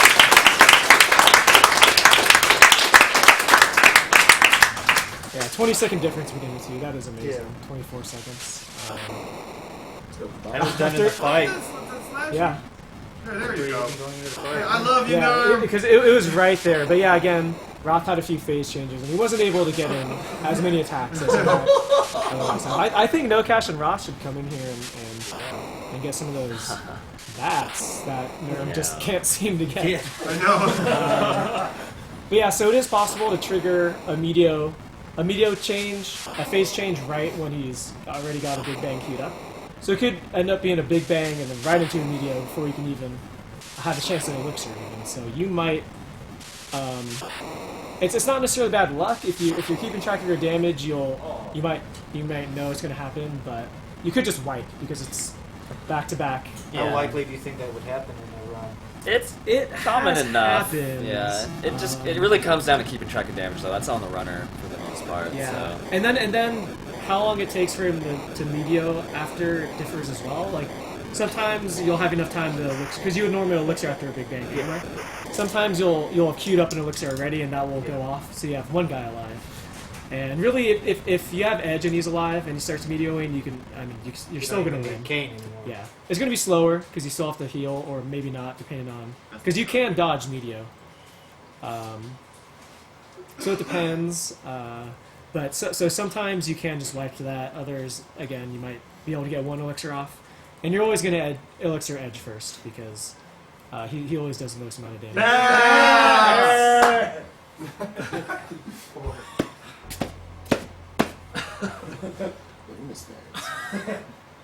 This shouldn't be allowed. Probably should have defined the rules a little bit better. The race is not over. Yeah, the race isn't over yet. Khobahi's still fighting Zeromus. Yeah. Maybe the race will never end.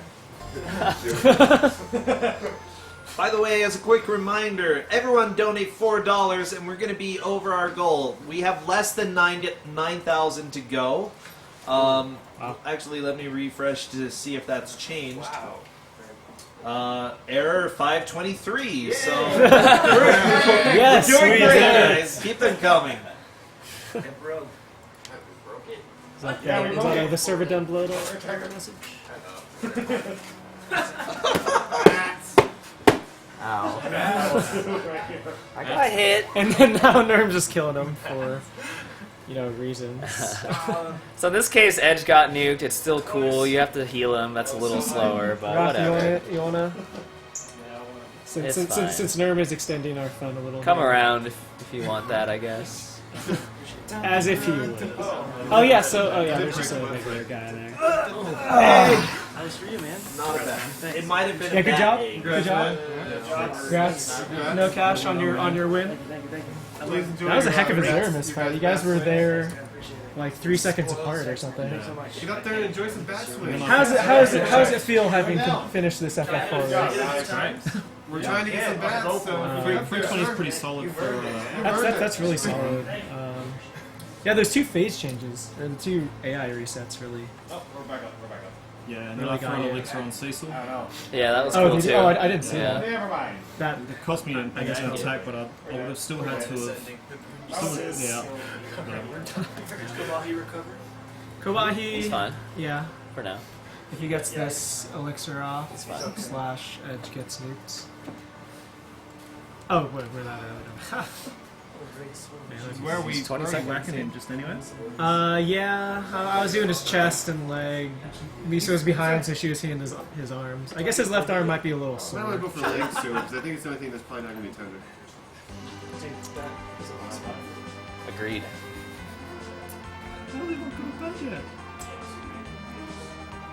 So that was, yeah. Khobahi was expecting a or a Big Bang rather.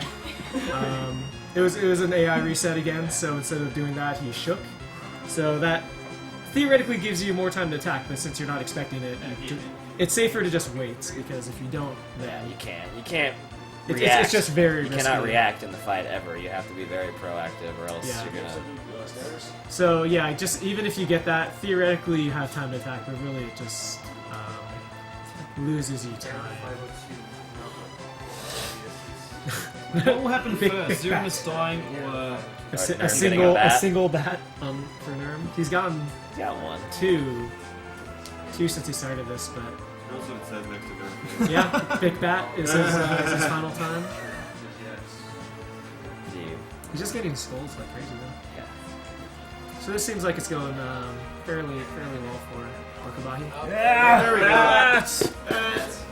So that was very gentle. That was. Oh, was it? Yeah. We had to tell Lisa to hit him harder. You don't have to hit me in the head. Yeah. Well, don't have to talk. Yeah, it is very. You There can you sit. You go. can sit there. Bats!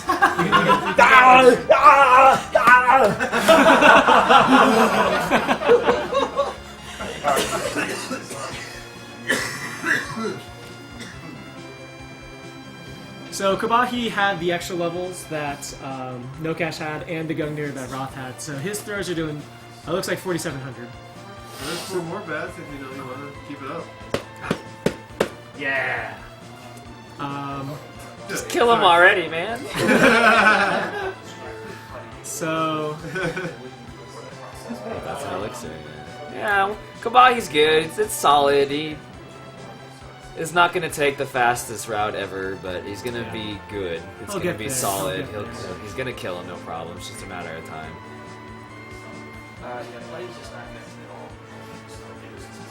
Bats! Ooh, surprised. Is that double for surprise?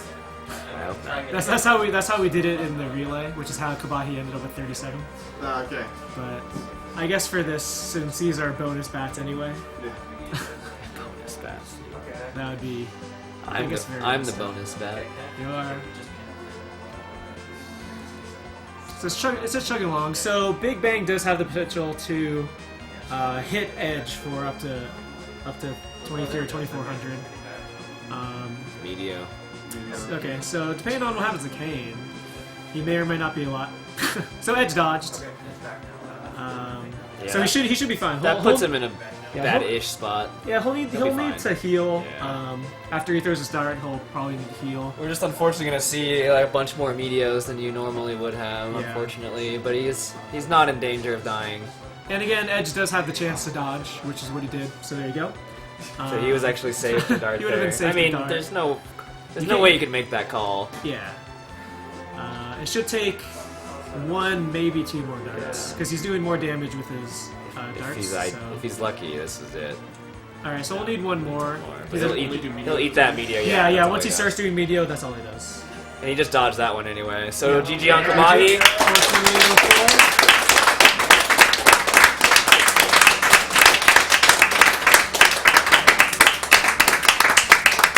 And Nurm just got the worst RNG I've ever seen in my life. That was brutal. I feel That was just So kudos to all insane. 4 runners. They're all very Yeah. excellent. That was a very cool race It to was watch. an amazing race, and it was a difference of 24 seconds between first and second. So that was amazing. Make sure to congratulate and give Nurm a hug.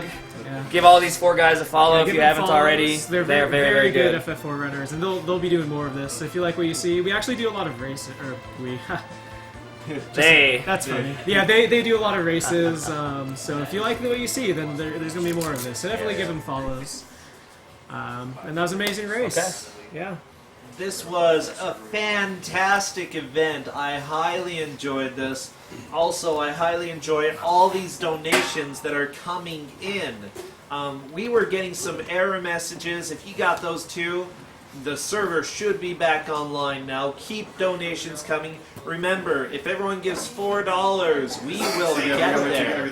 We will be able to make our donation goal. Let me read a few comments, by the way. $50 from Anonymous. This is my favorite favorite in the FF series. I'd be remiss if I didn't help out. Thank you for the marathon and much Rydia love. Edge was a punk for turning his back on her in the epilogue. Oh, teardrops. Sonari gave $4 and said, "Hi, PXT."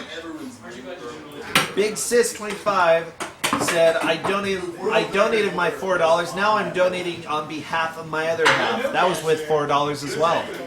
$5 from Anonymous. They say, if we need $4 from a person, I'll give a little extra for those who can't. Also, go Nocash. You've been hyping this up for a while now, and I'm glad I got off work early enough today to catch it.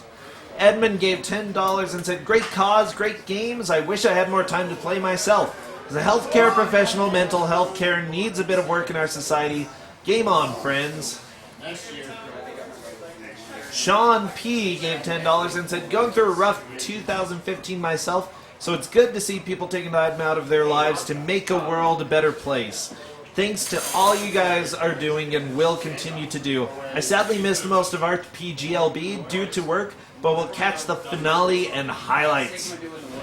Lyad gave $2. Thank you.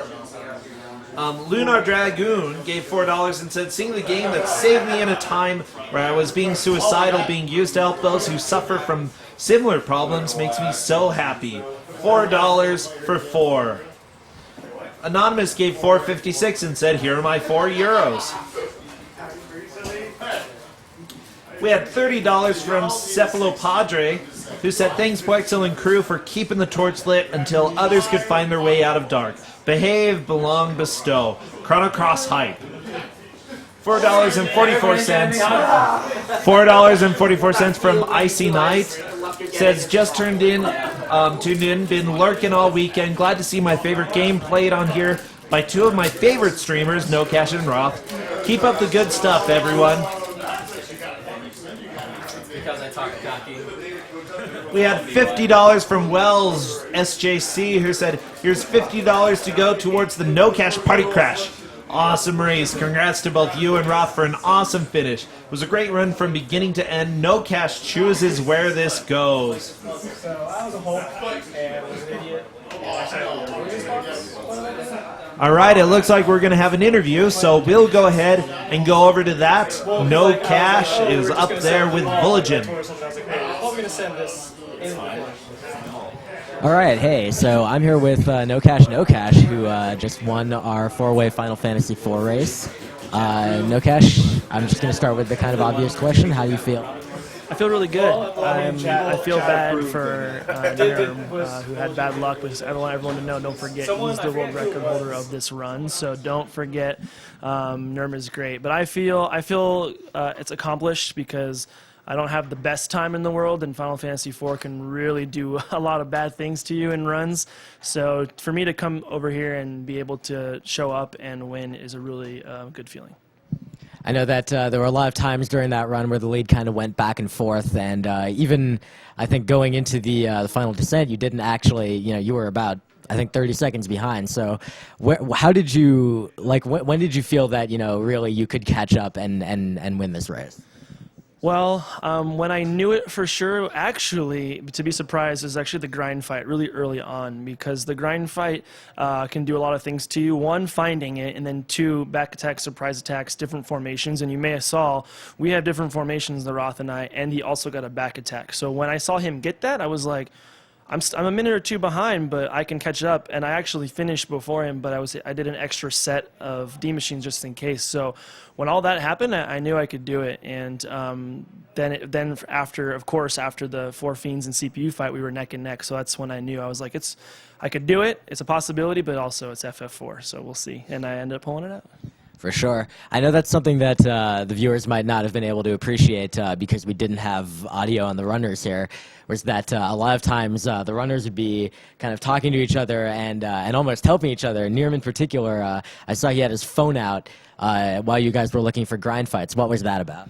Well, the grind fight is manipulation. We can actually manipulate to find the fight, and all of us have our own individual notes. And since Roth was in the lead, and it was just easier for NERM to have it up, that was the best way to go. I had it on my phone in the back as well. People couldn't see just my notes on manipulation. But honestly, I wanted to say FF4 is one of the best communities out there for speedrunning, which is why there were so many of us here. We all had a blast, and so I feel. I think anyone would have done the same thing in our community at the same time, helping each other out. We tend to talk to each other, see where we're at. We give each other some smack, but the most part, we're just a great community, and we want to see each other succeed. So for that to happen is, it's just someone else helping someone else out. So on a final note, we discussed earlier, and you offered your card up as a prize for whoever successfully one of the individuals who successfully guessed the winner of this race, and you told me something about giving up this cart that I guess you are talking about not doing No 64 anymore. Is that right?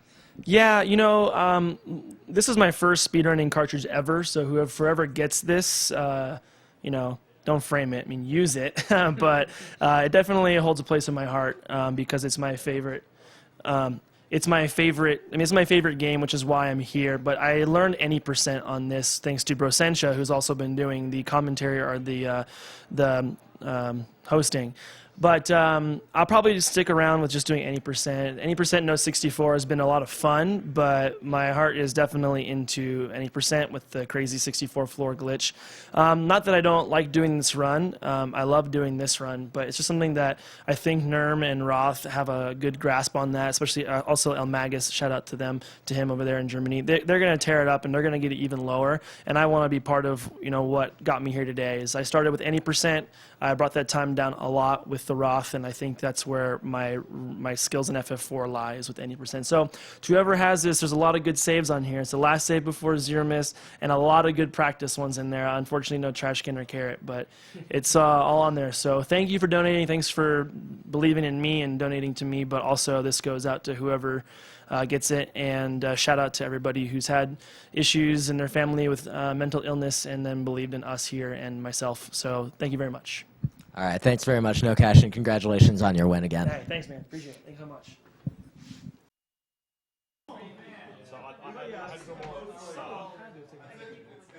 And then Dino came in. Yeah, for some reason, Laura crossed out online.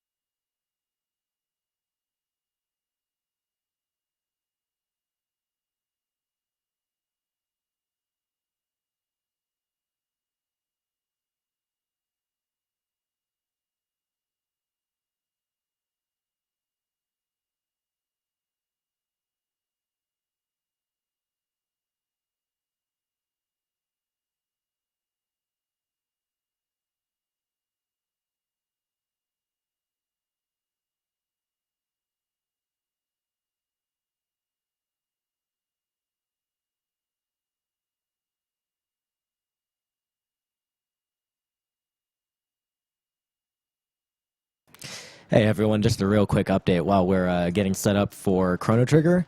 We're going to probably take a little bit to get all the equipment moved back into the main room. So in the meantime, I'm going to try to get some Chrono Trigger music on the stream to set the mood for you. So stick around, we'll be back real soon.